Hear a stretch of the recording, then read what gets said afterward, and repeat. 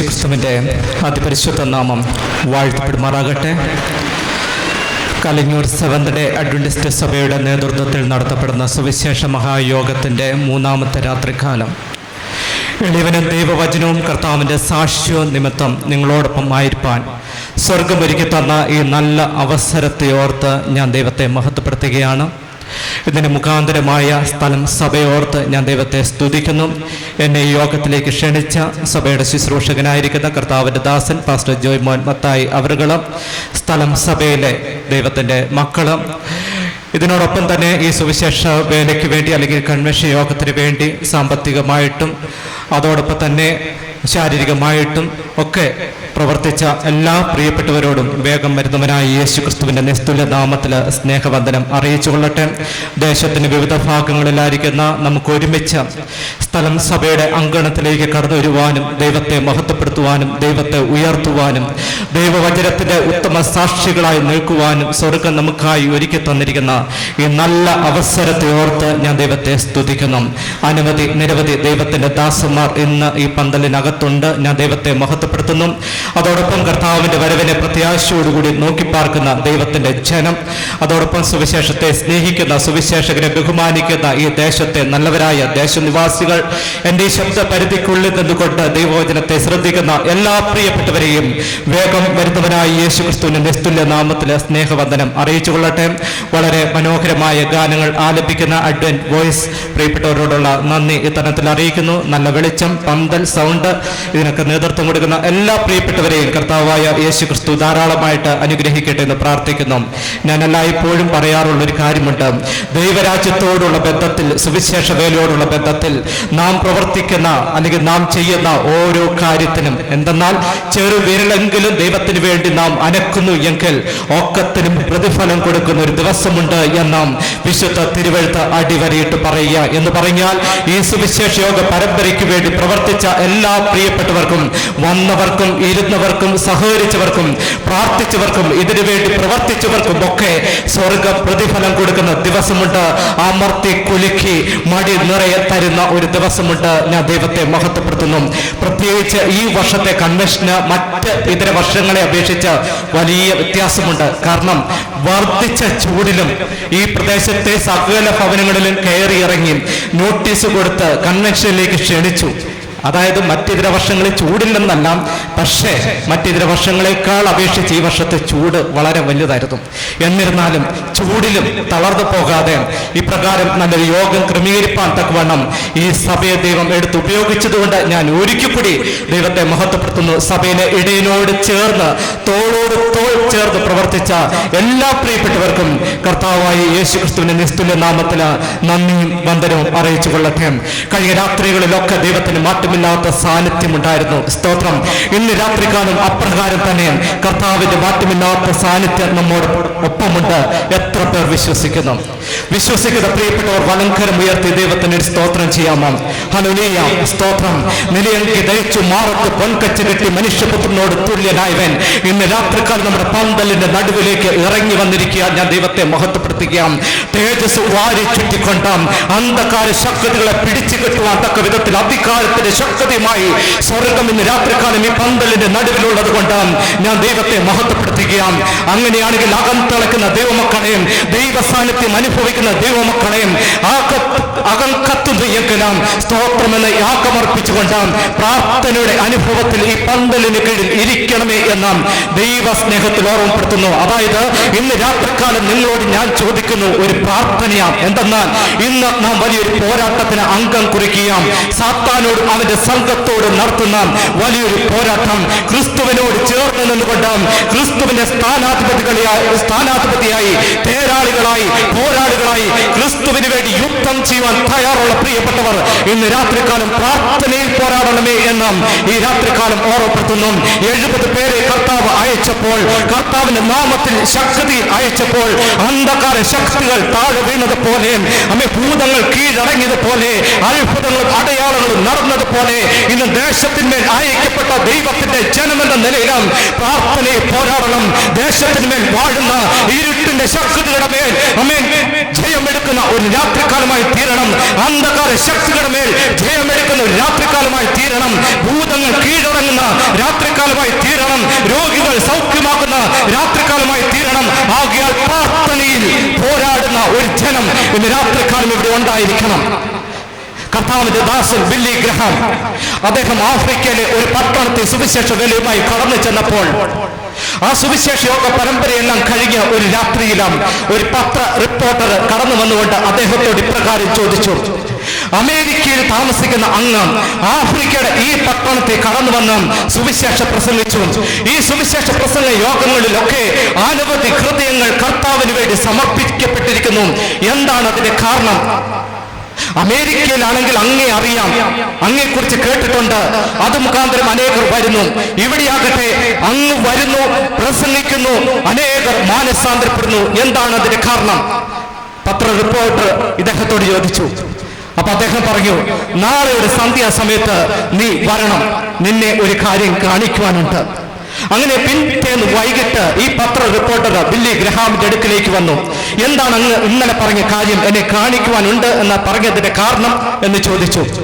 കടന്നു വന്നിരിക്കുന്ന ജനത്തെ നീ കണ്ടു എന്ന് ചോദിച്ചു. കണ്ടു, എണ്ണിക്കൂടാത്ത വലിയൊരു സംഖ്യ അങ്ങയുടെ മുൻപാകെ ഇരിക്കുന്നു. എന്നാൽ വാ, പന്തലിന്റെ പിന്നിലേക്ക് നോക്കുന്നു പറഞ്ഞു. എണ്ണിക്കൂടാത്ത വലിയൊരു സംഖ്യ മുന്നിലുണ്ട് എങ്കിലും ആ എണ്ണിക്കൂടാത്ത വലിയൊരു സംഖ്യയ്ക്ക് വേണ്ടി പ്രാർത്ഥിക്കാൻ വലിയൊരു കൂട്ടം പിന്നിലുണ്ടാം. സ്തോത്രം. എണ്ണിക്കൂടാത്ത സംഖ്യ കർത്താവിന് വേണ്ടി ജീവിതത്തെ സമർപ്പിക്കപ്പെട്ടു എങ്കിലും, അനേക ഹൃദയങ്ങൾ ക്രിസ്തുവിനെ സ്വീകരിച്ചു എങ്കിലും പിന്നിലെ ജനത്തിന്റെ പ്രാർത്ഥനയാണ്. അങ്ങനെയാണെങ്കിൽ പിന്നിൽ പ്രാർത്ഥിക്കാൻ ജനമില്ലെങ്കിലും മുന്നിൽ പ്രാർത്ഥിക്കാൻ ജനമുണ്ട്. പ്രാർത്ഥിക്കുന്ന ജനം ദൈവസന്നിധിയിൽ ഇരിക്കുന്നുവെങ്കിൽ ദേശം കർത്താവിന് വേണ്ടി സമർപ്പിക്കപ്പെടും. ആമേൻ, സ്തോത്രം. പ്രാർത്ഥനയിൽ പോരാടുക. പ്രാർത്ഥിക്കുന്നവന് മുന്നിലാ സ്വർഗം ഇറങ്ങുന്നത്. സ്തോത്രം. പ്രാർത്ഥിക്കുന്ന ജനത്തിന്റെ നടുവിലാ സ്വർഗം പ്രവർത്തിക്കുന്നത്. പ്രാർത്ഥിക്കുന്നവനും സ്തുതിക്കുന്നവന്റെ നടുവിലാണ് ആമേൻ ജെറിക്കോവിന്റെ മതിലുകൾ തകർന്നതാം. പ്രാർത്ഥിക്കുന്നവന്റെ മുന്നിലാം ചെങ്കടലിൽ ദൈവശക്തി വെളിപ്പെട്ടതാം. പ്രാർത്ഥിക്കുന്നവന്റെ മുമ്പിലാം ജെറിക്കോ കലങ്ങി മറിയുന്ന നദി വഴി തുറന്നു കൊടുത്തതാം. പ്രാർത്ഥിക്കുന്നവന് മുന്നിലാ തീക്കൽ പാറയിൽ നിന്ന് നീരുറവെ തുറന്നു കൊടുത്തതാം. പ്രാർത്ഥിക്കുന്നവന്റെ നടുവിലാ ആകാശത്ത് നിന്ന് മഞ്ഞ വർഷിപ്പിച്ചത്. പ്രാർത്ഥിക്കുന്നവന് വേണ്ടിയാ കാടപ്പക്ഷിയെ കൊടുത്ത് പോഷിപ്പിച്ചതാം. പ്രാർത്ഥിക്കുന്ന ജനത്തിന് വേണ്ടിയാ 5 അപ്പത്തെ 5000-ലധികം പുരുഷാരത്തിന് കൊടുത്തതാം. പ്രാർത്ഥിക്കുന്ന ജനത്തിന് വേണ്ടിയാ സ്വർഗം പ്രവർത്തിക്കുന്നതാം.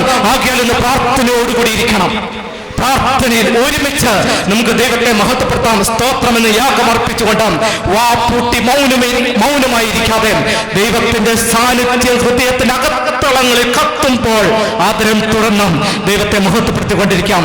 ഇന്ന് രാത്രികാലത്തെ ചിന്തയ്ക്കായിട്ട് തിരഞ്ഞെടുത്തിരിക്കുന്ന വേദഭാഗം മത്തായി എഴുതിയ സുവിശേഷം 7-ാം അധ്യായം 24-ാം വാക്യവും അതോടൊപ്പം തന്നെ സംഖ്യ പുസ്തകം 23-ാം അധ്യായം അതിലെ 9-ാമത്തെ വാക്യവും.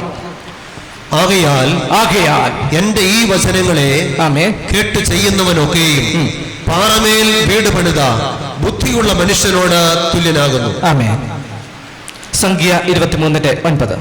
ശിലാഗ്രങ്ങളിൽ നിന്ന് ഞാൻ അവനെ കാണുന്നു, ഗിരികളിൽ നിന്ന് ഞാൻ അവനെ ദർശിക്കുന്നു. ഇതാ തനിച്ച് പാർക്കുന്ന ഒരു ജനം, ജാതികളുടെ കൂട്ടത്തിൽ എണ്ണപ്പെടുന്നതുമില്ല. ആമേൻ. കണ്ണുകൾ അടയ്ക്കാം, നമുക്ക് പ്രാർത്ഥിക്കാം.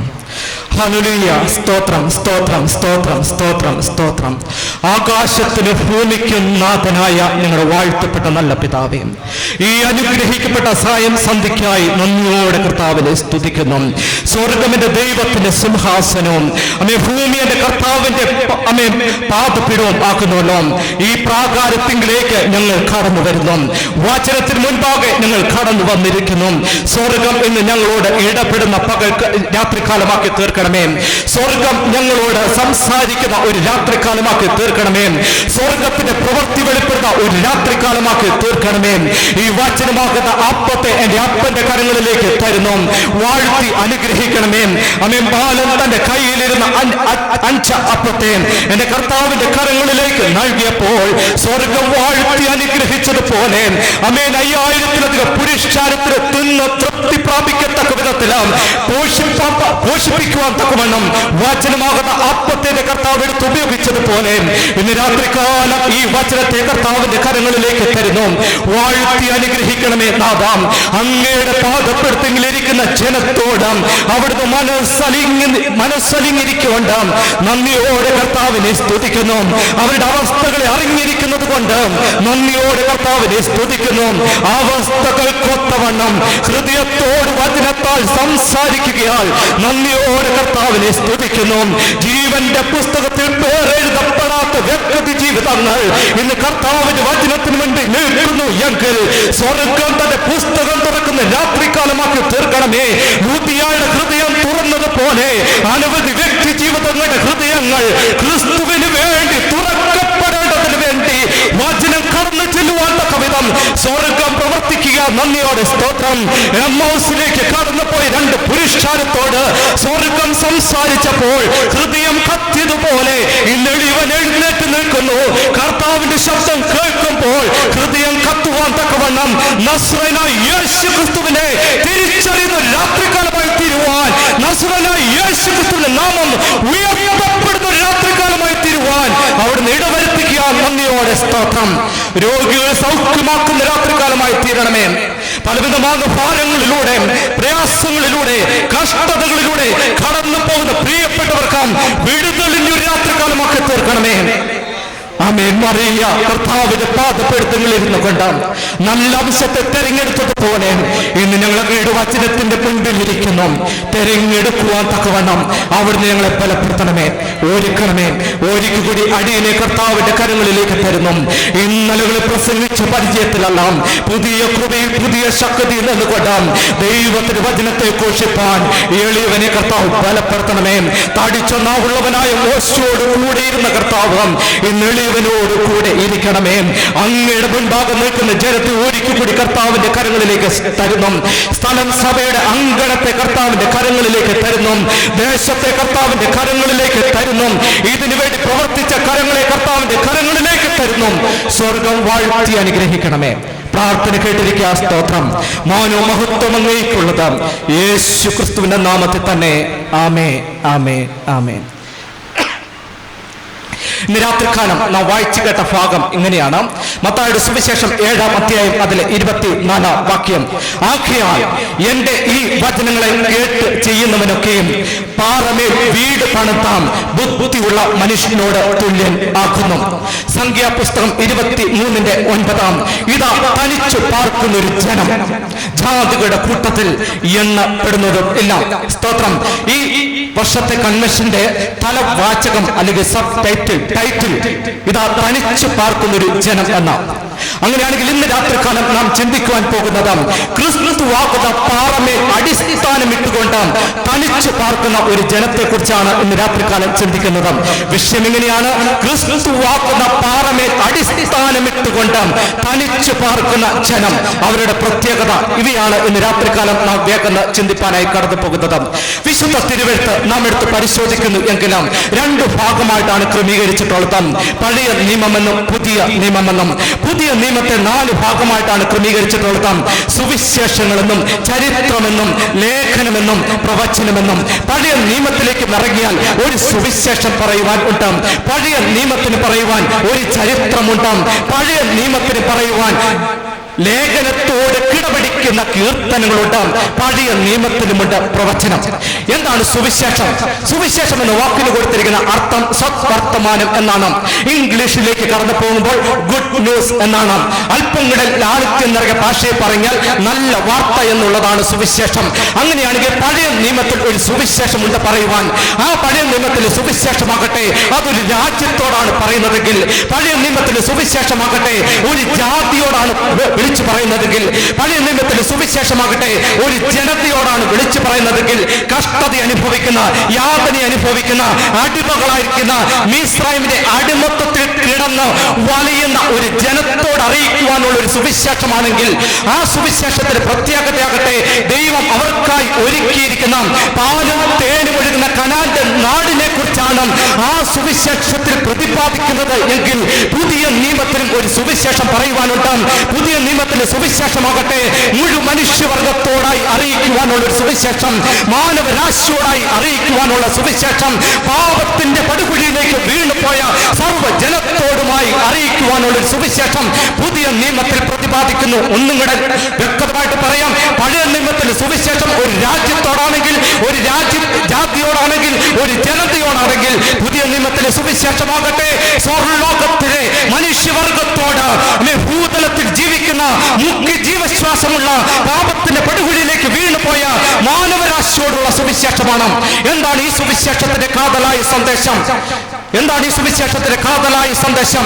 ദൈവത്തിന്റെ സ്വരൂപത്തിലും സാദൃശ്യത്തിലും സൃഷ്ടിക്കപ്പെട്ട സൃഷ്ടിയുടെ മകുടമായ മനുഷ്യൻ പാപത്തിന്റെ പടുകുഴിയിലേക്ക് വീണുപോകുകയും അങ്ങനെ പൈശാചികന്റെ അടിമത്വത്തിൽ ആണ്ടുപോയ പാപത്തിനുടയവനായ പിശാചിന്റെ അടിമച്ചന്തയിൽ ദാസ്യവൃത്തം ചെയ്യുന്ന സൃഷ്ടിയുടെ മകുടമായ മനുഷ്യൻ പാപം, ശാപം, മരണം, രോഗം എന്നിവ വഹിച്ചുകൊണ്ടും നിത്യമരണത്തെ മുന്നിൽ കണ്ടുകൊണ്ട് നിരാശനായി, നിരാലംബനായി, നിസ്സഹായനായി പാപത്തിന്റെ ചേറ്റിലേക്ക് താണുകൊണ്ടിരിക്കുന്ന മനുഷ്യവർഗത്തെ വീണ്ടെടുക്കുവാനായും വീണ്ടെടുപ്പിൻ വിലയായി പ്രാണനെ കൊടുക്കുവാൻ വിണ്ണിൽ നിന്ന് മണ്ണിലേക്ക് അവതരിച്ച അവതാര പുരുഷൻ, മനുഷ്യപുത്രൻ ക്രിസ്തു. ഈ ക്രിസ്തുവോ മനുഷ്യനോട് കൂടെ പാർത്ത് അവന്റെ കണ്ണുനീര് തുറച്ച് അവന്റെ വേദനകൾ വഹിച്ച് അവന്റെ രോഗങ്ങളെ സൗഖ്യമാക്കി ഒടുക്കം മനുഷ്യന്റെ പാപത്തെയും ശാപത്തെയും രോഗത്തെയും മരണത്തെയും വഹിച്ചുകൊണ്ട് കാൽവറിയുടെ കൊലക്കളത്തിലേക്ക് നടന്നു കയറി മരണത്തിന് അധികാരിയായി പിശാചിനെ തന്റെ മരണത്താൽ നീക്കി മരണപര്യന്തം അടിമകളായിരുന്നവരൊക്കെയും ക്രിസ്തു മുഖാന്തരം മരണത്തിന്റെ ഭീതിയിൽ നിന്ന് വിടുവിച്ചുകൊണ്ട് ഞാൻ തന്നെ പുനർത്താനോ ജീവനുമാകുമെന്ന് പ്രഖ്യാപിച്ച മരണത്തിന്റെ മേൽ മരണം കൊണ്ട് ജയം പ്രാപിച്ച ക്രിസ്തു, ആ ക്രിസ്തു നൽകുന്ന ഒരു സുവിശേഷമുണ്ട്. തന്നിൽ വിശ്വസിക്കുന്നവർക്ക് കൊടുക്കുന്ന ഒരു ഉറപ്പുണ്ട്, തന്നിൽ വിശ്വസിക്കുന്നവർക്ക് കൊടുക്കുന്ന ഒരു വാഗ്ദത്തമുണ്ട്. എന്തെന്നറിയുമോ?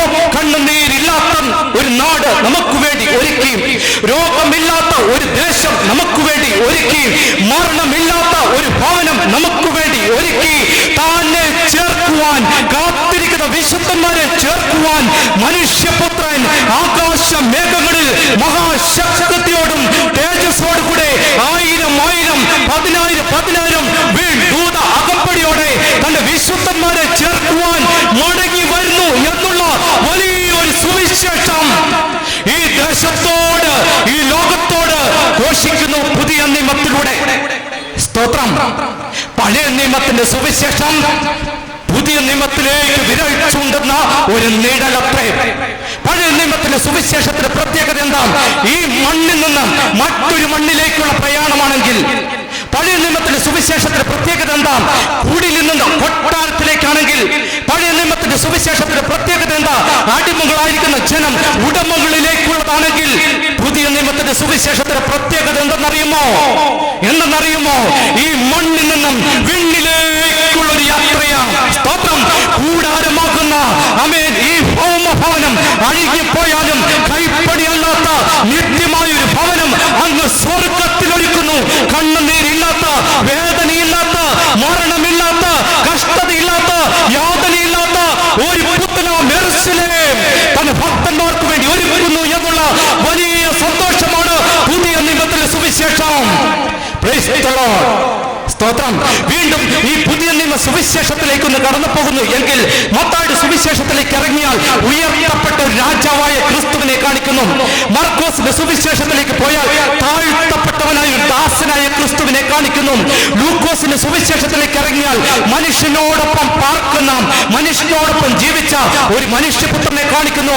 യോഹന്നാൻ എഴുതിയ സുവിശേഷത്തിലേക്ക് ഇറങ്ങിയാൽ വിണ്ണിൽ നിന്ന് മണ്ണിലേക്ക് ഇറങ്ങി വന്ന മാനവരാശിയുടെ പാപപരിഹാരകനായ ലോകത്തിന് പാപം ചുമക്കുന്ന ദൈവപുത്രനെ ചൂണ്ടിക്കാണിക്കുന്നു. പ്രവൃത്തികളുടെ പുസ്തകത്തിലേക്ക് കടന്നു ചെന്നാൽ സ്വർഗ്ഗാരോഹണം ചെയ്ത് പിതാവിന്റെ വലതുഭാഗത്തിരിക്കുന്ന പുത്രനെ കാണുന്നു. ലേഖനങ്ങളിലേക്ക് കടന്നു പോയാലോ റോമർക്ക് എഴുതിയ ലേഖനം മുതൽ യൂദയ്ക്ക് എഴുതിയ ലേഖനം വരെ കടന്നു ചെന്ന് കഴിഞ്ഞാൽ അനുദപിക്കുന്ന, തങ്ങളുടെ പാപങ്ങളെ കുറിച്ച് ഏറ്റുപറഞ്ഞ് അനുദപിച്ച് ഉപേക്ഷിച്ച് മടങ്ങി വരുന്ന പാപിയായ മനുഷ്യന് വേണ്ടി പക്ഷപാതം ചെയ്യുന്ന ഒരു മഹാപുരോഹിതനെ ലേഖനത്തിൽ കാണുന്നു. എന്നാൽ പ്രവചന ഗ്രന്ഥമായ വെളിപ്പാടിലേക്ക് കടന്നു പോയാലോ, ആമേൻ, നീതിയുള്ള രാജാവ് നീതിയുള്ള രാജ്യം സ്ഥാപിപ്പാനായി തന്റെ വിശുദ്ധന്മാരെ ചേർക്കുവാൻ വേഗം വരുന്നു. ഏത് കണ്ണും അവനെ കാണും. വരുന്നത് വെറുതെയല്ല, ഇതാ ഞാൻ വേഗം വരുന്നു. ഓരോരുത്തരും അവനവന്റെ പ്രവർത്തിക്ക് തക്കവണ്ണം പ്രതിഫലവുമായി.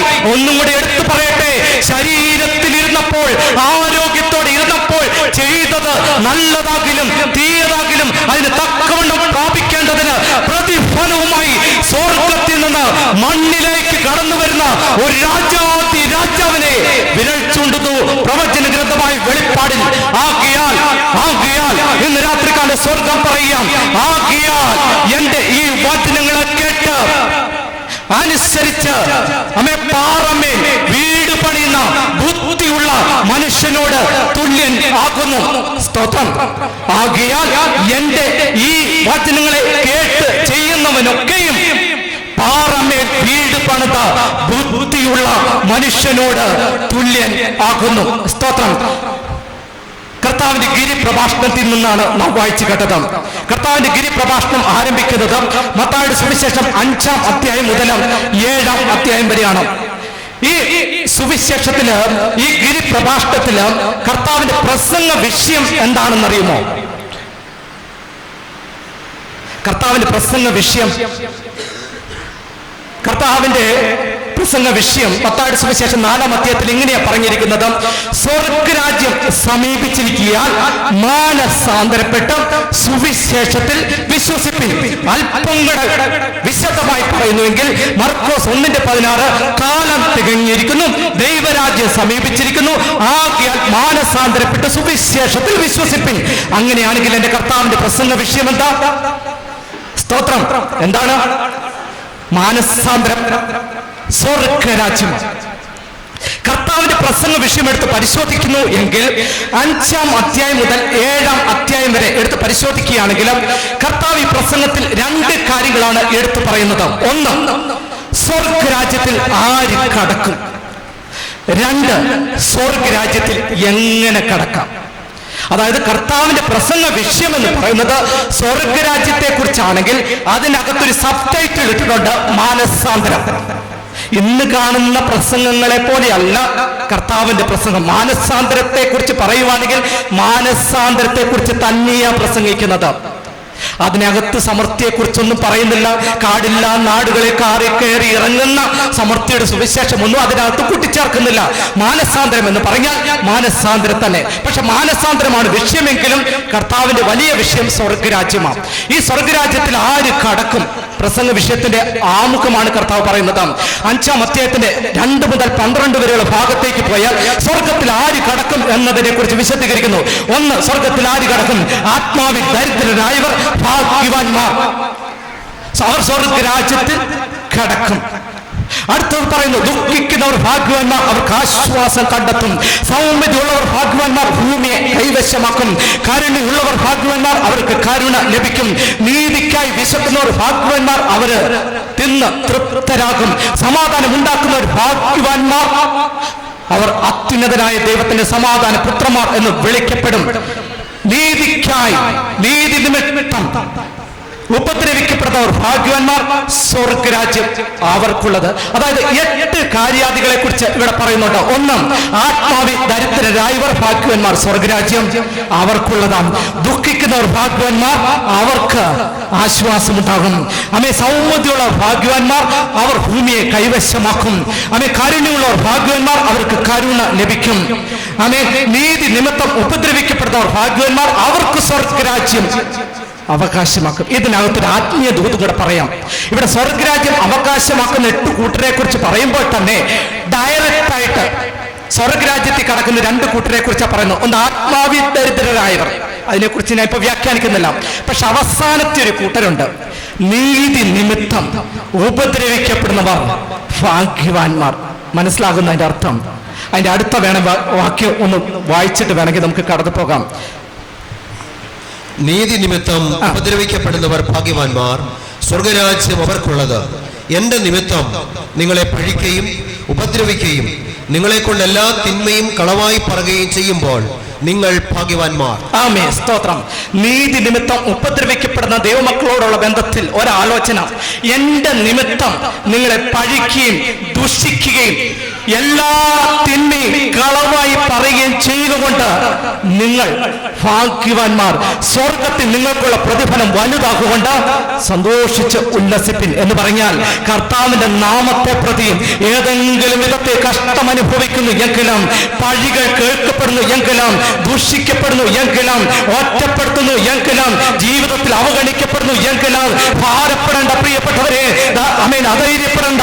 സ്വർഗം പറയുക, നീതി നിമിത്തം ഉപദ്രവിക്കപ്പെടുന്നവർ അവർ ഭാഗ്യവാന്മാരാ. കാരണം എന്തെന്നറിയുമോ? സ്വർഗത്തിൽ നിങ്ങൾക്കുള്ള പ്രതിഫലം വലുതുകൊണ്ട് സന്തോഷിച്ചുല്ലസിപ്പിൻ. സ്തോത്രം. മനസ്സിലാക്കുന്നു. നമ്മുടെ പ്രിയപ്പെട്ടവർ നമ്മളെ ഉപദ്രവിക്കാനായിട്ട് മുന്നിലും പിന്നിലും നിൽക്കുമ്പോൾ അവരെയൊക്കെ സ്വർഗമാക്കി വെച്ചിരിക്കുന്നത് സ്വർഗത്തിൽ വലിയൊരു പ്രതിഫലം ഒരുക്കാൻ വേണ്ടിയിട്ടാണ്. ആമേൻ. നമ്മളെ കുറിച്ച് അപവാദം പറഞ്ഞു വരുത്തുമ്പോൾ, നമ്മളെ കുറിച്ച് ഏഷ്യ പറഞ്ഞു വരുത്തുമ്പോൾ, നമ്മളെ കുറിച്ച് ഇല്ലാത്തത് പറഞ്ഞു വരുത്തുമ്പോൾ, നമ്മെ കുറിച്ച് മോശമായി പറഞ്ഞു വരുത്തുമ്പോൾ ഭാരപ്പെടേണ്ട. കർത്താവിന്റെ നാമത്തെ വഹിച്ചിട്ടാണോ നീ ഇതൊക്കെ സഹിക്കുന്നത് എങ്കിൽ സ്വർഗത്തിൽ നിനക്കൊരു പ്രതിഫലമുണ്ട്. സ്തോത്രം. അതുകൊണ്ട് എന്റെ കർത്താവ് പറയുക, സ്വർഗത്തിൽ ആര് കിടക്കും? നീതി നിമിത്തം ഉപദ്രവിക്കപ്പെടുന്നവർ. ഭാഗ്യവാന്മാർ, സ്വർഗരാജ്യം അവർക്കുള്ളത്. ഇന്ന് രാത്രികാലം ഇതൊക്കെ ഹൃദയത്തെ സംഗ്രഹിച്ചു കൊള്ളുക. മുന്നോട്ടുള്ള ജീവിത യാത്രയിലും ദൈവത്തിന്റെ നാമത്തെ വഹിച്ചുകൊണ്ട്, ദൈവത്തിന്റെ വചനത്തെ വഹിച്ചുകൊണ്ട്, ദൈവത്തിന്റെ കൽപ്പനയ്ക്ക് വേണ്ടി നിൽക്കുമ്പോൾ ഇതാ തനിച്ചു പാർക്കുന്ന ജനം ജാതികളുടെ കൂട്ടത്തിൽ എണ്ണപ്പെടുന്നതുമില്ല. ജാതികളുടെ കൂട്ടത്തിൽ എണ്ണപ്പെടാതെ നിൽക്കുമ്പോൾ ജീവിതത്തിൽ പരിഹാസങ്ങൾ ഏൽക്കേണ്ടി വരും, മാറ്റി നിർത്തിയെന്ന് വരും, ഒറ്റപ്പെടുത്തിയെന്ന് വരും. എന്നിരുന്നാലും ഭാരപ്പെടേണ്ട. തനിച്ചു പാർക്കുന്ന ജനത്തോടൊപ്പം അനുഗമിക്കുന്ന ഒരു സ്വർഗമുണ്ട്. സ്തോത്രം. തുടർന്ന് പറയാം, സ്വർഗരാജ്യത്തിൽ എങ്ങനെ കടക്കാം? ആര് കടക്കുമെന്ന് പറഞ്ഞു. തുടർന്ന് പറയാ, എങ്ങനെ കടക്കാം. അതായത് കർത്താവിന്റെ ഗിരിപ്രഭാഷണം അവസാനിപ്പിക്കുമ്പോൾ ഒരു ഉപമ പറഞ്ഞാണ് അവസാനിപ്പിക്കുന്നത്. ഒരു കഥ പറഞ്ഞ നമ്മുടെ ജോയ്മ പാസ്റ്റർ ചിലപ്പോൾ പ്രസംഗിക്കുമ്പോൾ ആളുകളെ പിടിച്ചിരുത്താൻ വേണ്ടി ചില കഥകൾ പറയുന്നതല്ലേ. ഇവിടെ കർത്താവ് തന്റെ പ്രസംഗത്തിന്റെ അവസാനം ഒരു ഉപമ പറയാം. ആ ഉപമ എങ്ങനെയാണ്? ആഖിയാൽ എന്റെ ഈ വചനങ്ങളെ കേട്ട് ചെയ്യുന്നവനൊക്കെയും പാറമേൽ വീട് പണിതാൻ ബുദ്ധിയുള്ള മനുഷ്യനോട് തുല്യൻ ആകുന്നു. അടുത്തത് എന്താ പറയുന്നത്? വൻമഴ പെയ്തു, നദികൾ പൊങ്ങി, കാറ്റടിച്ചു, ഭവനം പാറമേൽ അടിസ്ഥാനമുള്ളതാകിയാൽ വീണ് ഇല്ല. അടുത്തത് പറയുന്നു, എന്റെ ഈ വചനങ്ങളെ കേൾക്കാതെ അനുസരിക്കാത്ത ചെയ്യുന്നവൻ മണലിന്മേൽ വീട് പണിത മനുഷ്യനോട് തുല്യൻ ആകുന്നു. വൻമഴ പെയ്തു, നദികൾ പൊങ്ങി, കാറ്റടിച്ചു. അടുത്ത വാക്യം എങ്ങനെയാണ്? അതിലെ വീഴ്ചയോ വലിയതും ആയിരുന്നു. സ്തോത്രം. ഇന്ന് രാത്രികാലം ഈ ഉപമയിലൂടെ 3 കാര്യങ്ങളെ കുറിച്ച് ഒന്ന് വിശദീകരിച്ച് പോകാൻ ആഗ്രഹിക്കുന്നു. ഒന്ന്, കർത്താവ് പറഞ്ഞ ആ ഉപമയിൽ ഒരു ബുദ്ധിയുള്ള മനുഷ്യനെ കുറിച്ച് പറയുന്നുണ്ട്. 2, ഇളകാത്ത ഒരു പാറയെ കുറിച്ച് പറയുന്നുണ്ട്. 3 അഭിമുഖീകരിക്കുവാൻ പോകുന്ന വലിയൊരു കൊടുങ്കാറ്റിനെ കുറിച്ചും പ്രതിപാദിക്കുന്നുണ്ട്. അങ്ങനെയാണെങ്കിൽ ചോദ്യം, ആരാണ് ബുദ്ധിയുള്ള മനുഷ്യൻ? ഇന്നത്തെ ലോകത്തിലേക്ക് നോക്കിക്കഴിഞ്ഞാൽ സമ്പന്നതയുടെ നെറുകെ നിൽക്കുന്നവനെ ബുദ്ധിയുള്ള മനുഷ്യൻ എന്ന് വിളിക്കും. ഈ ലോകത്തിന്റെ ജ്ഞാനത്തിലും അറിവിലും സമർത്ഥനായി നിൽക്കുന്നവനെ ലോകം ബുദ്ധിയുള്ളവനെന്ന് വാഴ്ത്തിപ്പാടും. എന്നാൽ സ്വർഗം ഒരുവനെ ബുദ്ധിയുള്ളവനായിട്ട് അംഗീകരിക്കുന്നത് എങ്ങനെയാണ്? വായിച്ചാട്ടെ, സങ്കീർത്തനങ്ങൾ 14:2.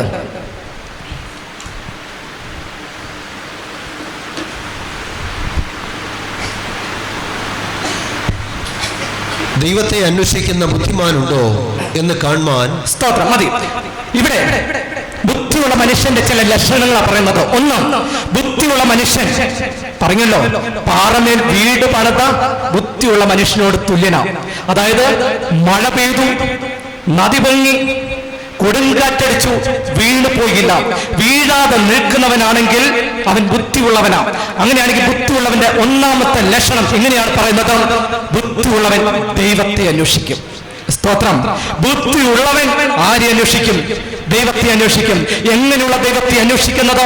സങ്കീർത്തനങ്ങൾ 95:6 വരുവിൻ നാം വണങ്ങി നമസ്കരിക്കുക, നമ്മെ നിർമ്മിച്ച യഹോവയുടെ മുമ്പിൽ മുട്ടുമടക്കുക എന്ന് പറഞ്ഞാൽ ബുദ്ധിയുള്ളവൻ അന്വേഷിക്കുന്ന ദൈവത്തിനൊരു സ്വഭാവമുണ്ട്. കണ്ണുണ്ടായിട്ട് കാണാത്ത, കാതുണ്ടായിട്ട് കേൾക്കാത്ത, കാലുണ്ടായിട്ട് നടക്കാത്ത, കൈയുണ്ടായിട്ട് പ്രവർത്തിക്കാത്ത, അന്യന്റെ തോളിൽ കയറി ഇറങ്ങി നടക്കുന്ന ദൈവത്തെയല്ല അന്വേഷിക്കുന്നത്. ബുദ്ധിയുള്ള മനുഷ്യൻ അന്വേഷിക്കുന്നത് തന്റെ സൃഷ്ടാവിനെ അത്രേ. സ്തോത്രം. അങ്ങനെയാണെങ്കിൽ ചിലർ പറയാറുണ്ട്, പാസ്റ്ററെ, എത്രയോ പ്രിയപ്പെട്ടവർ ദൈവത്തെ അറിയാതെ, സുവിശേഷത്തെ അറിയാതെ മണ്ണിലേക്ക് കടന്നു പോകുന്നു, അവരൊക്കെ നശിച്ചു പോകുമോ? അങ്ങനെയുള്ള പ്രിയപ്പെട്ടവരോട് എനിക്ക് പറയാൻ ഒരു വാക്യമുണ്ട്. സെഫന്യാവിന്റെ പുസ്തകം 1-ാം അധ്യായം അതിലെ 7-ാമത്തെ വാക്യം. സെഫന്യാവ് 1:7.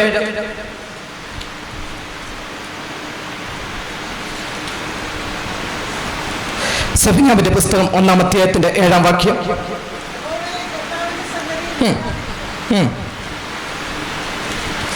യഹോവയെ അന്വേഷിക്കുകയോ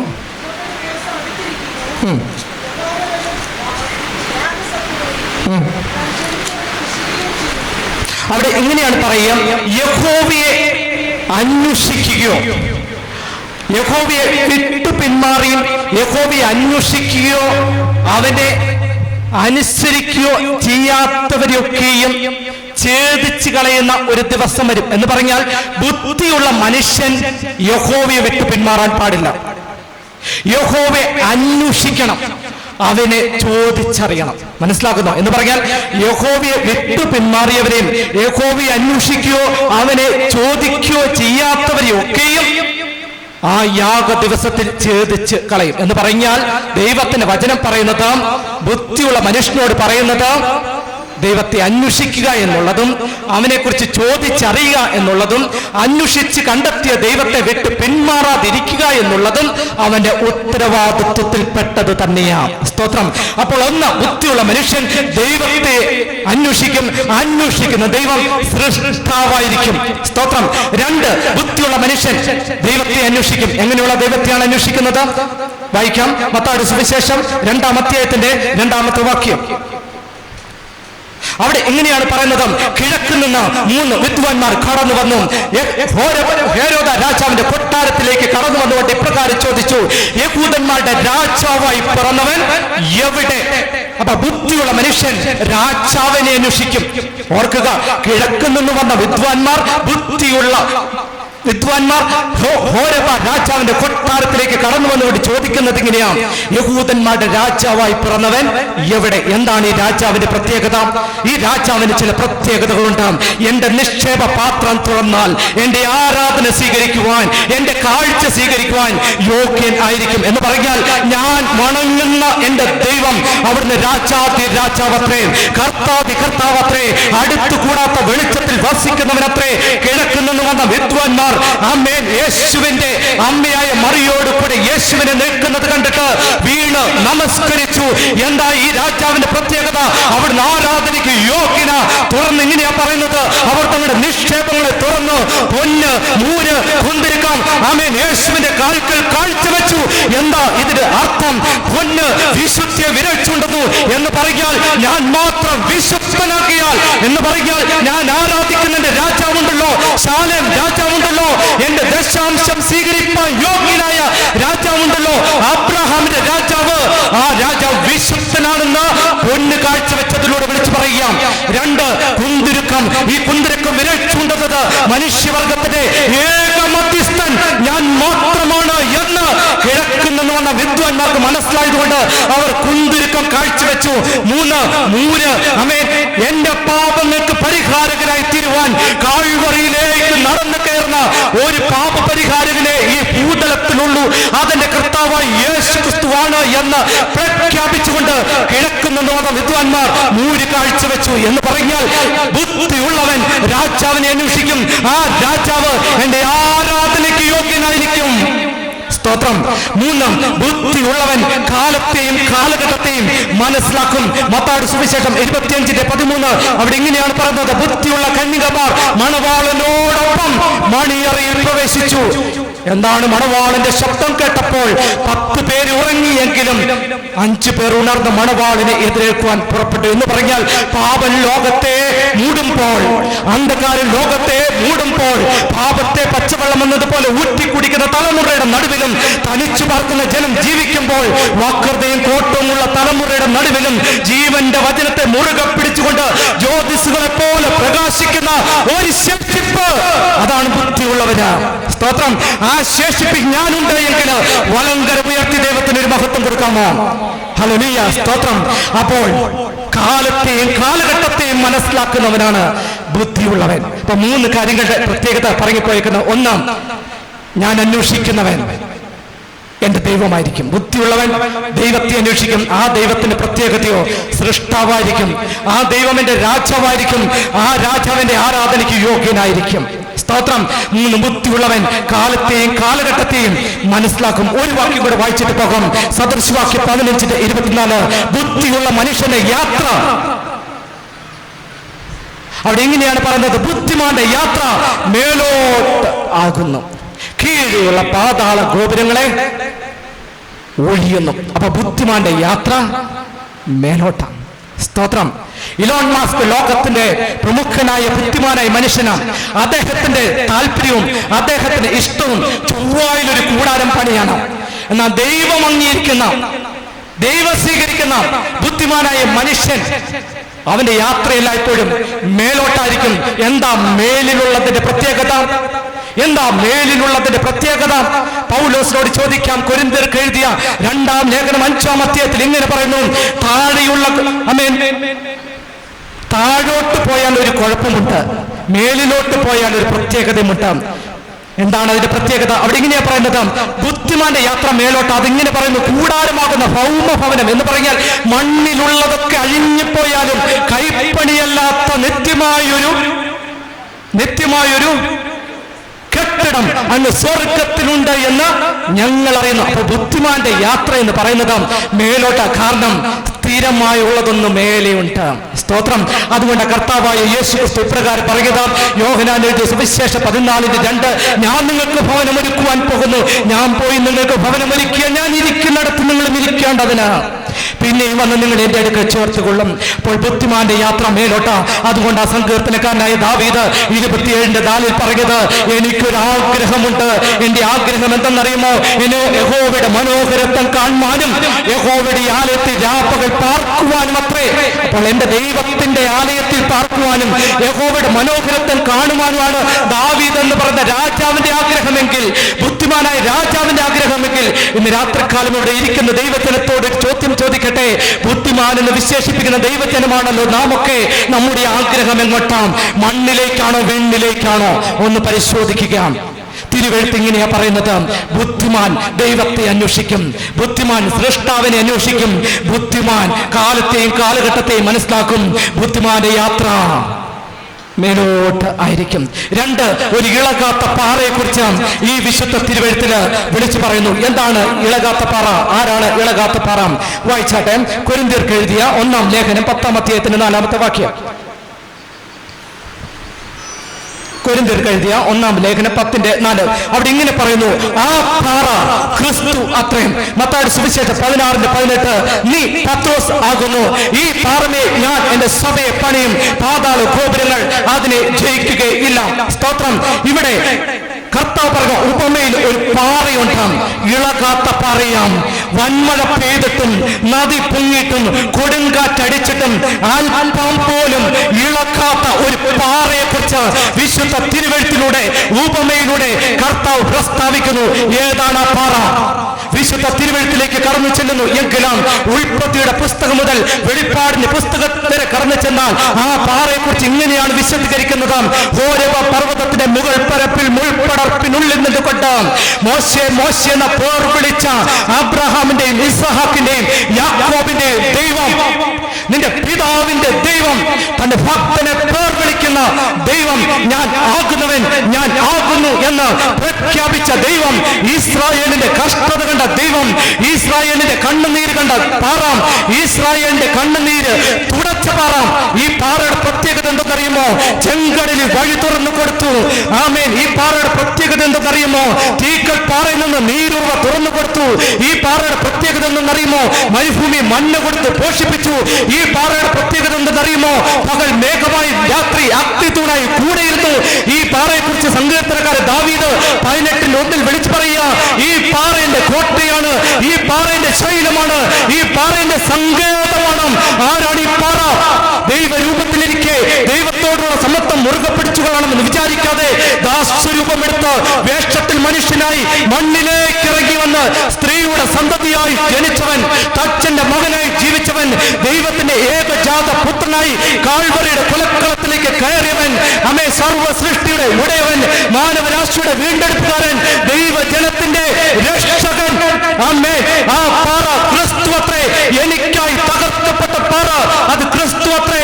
എനിക്കായി മുറുക്കപ്പെട്ട പാറ അത് ക്രിസ്തുവത്രേ.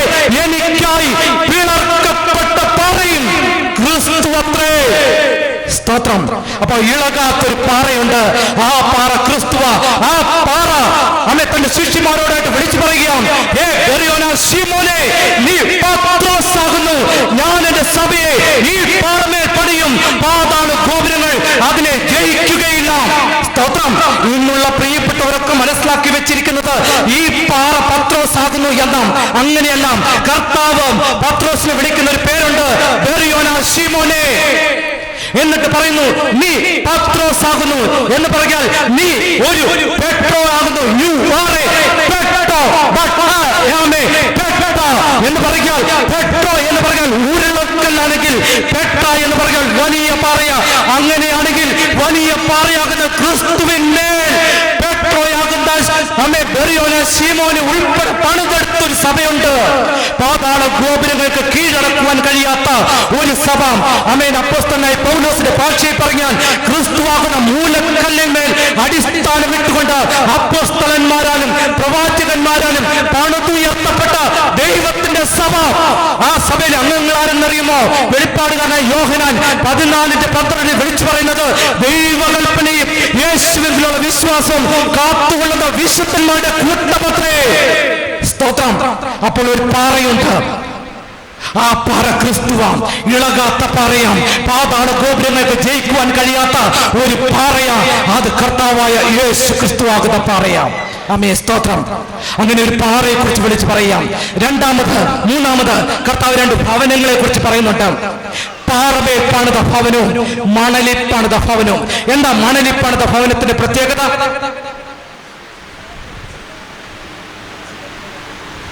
എന്താണ് മണലിൽ പണിത ഭവനത്തിന്റെ പ്രത്യേകത?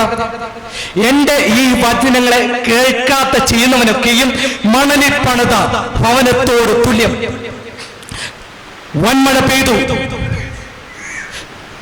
നദികൾ പൊങ്ങി, കാറ്റടിച്ചു, അത് വീണുപോയി. അങ്ങനെയാണെങ്കിൽ ബുദ്ധിമാൻ പണിത പാറ, ബുദ്ധിമാൻ പണിത ഭവനം എങ്ങനെയുള്ളതാണ്? ദൈവത്തെ അന്വേഷിക്കുന്ന, സൃഷ്ടാവിനെ അന്വേഷിക്കുന്ന, കാലത്തെയും കാലഘട്ടത്തെയും മനസ്സിലാക്കുന്ന, അമേൻ, മേലോട്ട് യാത്ര തിരിച്ചിരിക്കുന്ന ബുദ്ധിമാന്റെ ഭവനം എങ്ങനെയാ? എന്റെ ഈ വചനങ്ങളൊക്കെ കേട്ട് അനുസരിച്ച് പാറമേൽ വീട് പണിത ബുദ്ധിയുള്ള മനുഷ്യനോട് തുല്യൻ ആകുന്നു. മൺമഴ പെയ്തു, നദികൾ പൊങ്ങി, കാറ്റടിച്ചു, പാറമേൽ അടിസ്ഥാനമുള്ളതാക്കിയാൽ വീണില്ല എന്ന് പറഞ്ഞാൽ, ഈ 2 ഭവനവും അഭിമുഖീകരിച്ച 2 കാര്യമുണ്ട്. ഒന്ന് വൻമഴ, 2 ഒരു കൊടുങ്കാറ്റ്. അങ്ങനെയാണെങ്കിൽ ഇത് വിരൽ ചൂണ്ടുന്നതാണ്. ദൈവത്തിന്റെ സഭയിലെ അംഗങ്ങൾ എന്ന നിലയിലും മാനവരാശി എന്ന നിലയിലും മനുഷ്യവർഗത്തോടുള്ള ബന്ധത്തില് ഇവിടെ 2ആയി സ്വർഗം തിരിക്കുക. ഒന്ന് പാറമേൽ പണിത മനുഷ്യനോടും അമേൻ മണലിൽ പണിത മനുഷ്യനോടും. ഈ 2 മനുഷ്യനും അഭിമുഖീകരിക്കുന്ന 2 കാര്യങ്ങളുണ്ട്. ഒന്ന് മരണം, 2 ന്യായവിധി. സ്തോത്രം. മരണം. 2 മനുഷ്യനും ദുഷ്ടനും നീതിമാനും ഒരുപോലെ അഭിമുഖീകരിക്കുന്നതാണ് മരണം. മരിക്കുമോ?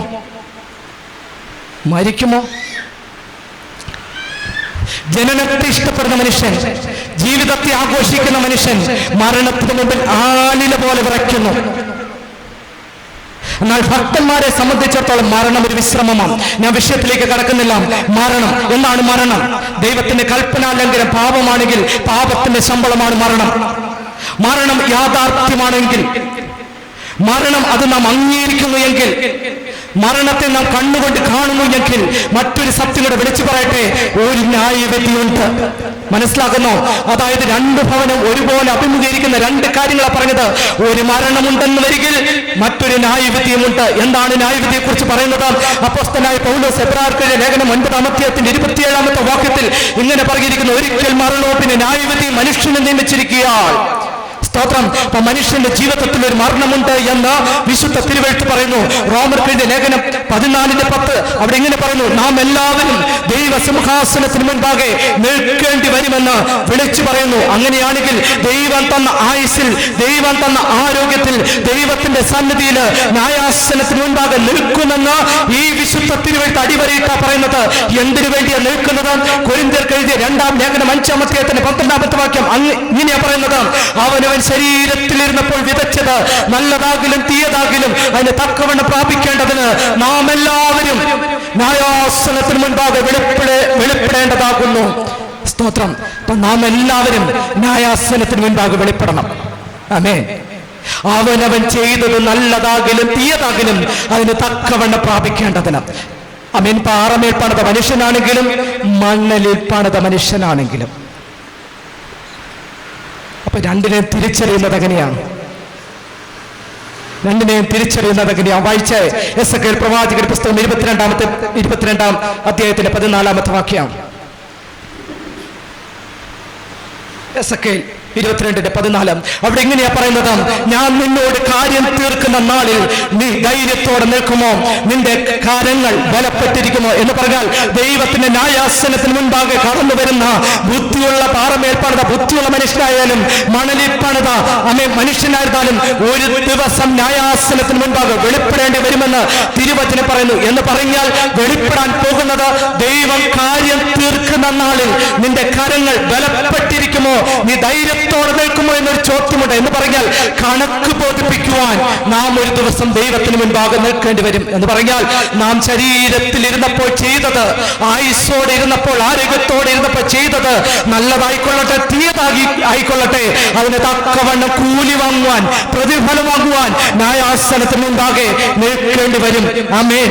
അവിടെ അങ്ങനെയാണെങ്കിൽ കർത്താവ് വേർതിരിക്കുന്ന ഒരു ദിവസമുണ്ടെങ്കിൽ അധർമ്മം ചെയ്യുന്നവരെ ഇടത്തേക്ക് മാറുവിനെന്ന് പറയുന്നത് പോലെ, ചെമ്മരിയാടിനെ കോലാടിനെ വേർതിരിക്കുന്നത് പോലെ, കതിരിനെയും പതിരിനെയും വേർതിരിക്കുന്നത് പോലെ വേർതിരിക്കുന്ന ഒരു ദിവസമുണ്ട്. ആ വേർതിരിവിൽ ഞാനും വിശുദ്ധന്മാരുടെ കൂട്ടത്തിലുണ്ട് എന്ന് വരികിൽ ഞാൻ ബുദ്ധിയുള്ള പാറമേൽ വീട് പണിത മനുഷ്യനോട് തുല്യന. അപ്പോൾ മൂന്നാമത്തെ കാര്യം, രണ്ട് ഭവനമുണ്ട്. രണ്ട് ഭവനവും അഭിമുഖീകരിക്കുന്ന രണ്ട് കാര്യങ്ങളുണ്ട്. ഒന്ന് ഒരു മരണം, രണ്ട് ന്യായവിധി. അപ്പൊ മരണത്തെ മനസ്സിലാക്കിക്കൊണ്ട് നാം നാൾത്തോറും ജീവിക്കുക. മരണത്തിനും അപ്പുറം ഒരു ന്യായവിധി ഉണ്ട് എന്നുള്ള ബോധത്തോടെ നാം കാലഘട്ടത്തെ അതിജീവിക്കാം. പിന്നെ മുന്നോട്ട് പോകുമ്പോൾ ഇവിടെ കർത്താവായ യേശു ക്രിസ്തു ഇപ്രകാരമാ പറയുന്നത്, ക്രിസ്തുവാകുന്ന പാറമേൽ അടിസ്ഥാനമിട്ട ബുദ്ധിയുള്ള മനുഷ്യൻ, ക്രിസ്തുവാകുന്ന പാറമേൽ അടിസ്ഥാനമിട്ട് ജീവിക്കുന്ന ദൈവ പൈതൽ, ക്രിസ്തുവാകുന്ന പാറമേൽ ദൈവത്തിന്റെ മുഖത്തേക്ക് നോക്കി ജീവിക്കുന്ന ഒരു ദൈവ പൈതൽ, അവന്റെ ചില പ്രത്യേകതകളെ കുറിച്ചും ഈ തിരുവെഴുത്ത് വളരെ വ്യക്തമായിട്ട് പറയുന്നു. എന്താണ് അവന്റെ പ്രത്യേകത? വായിക്കാം. മത്തായിയുടെ സുവിശേഷം 7-ാം അധ്യായം അതിന്റെ 24-ാമത്തെ വാക്യം.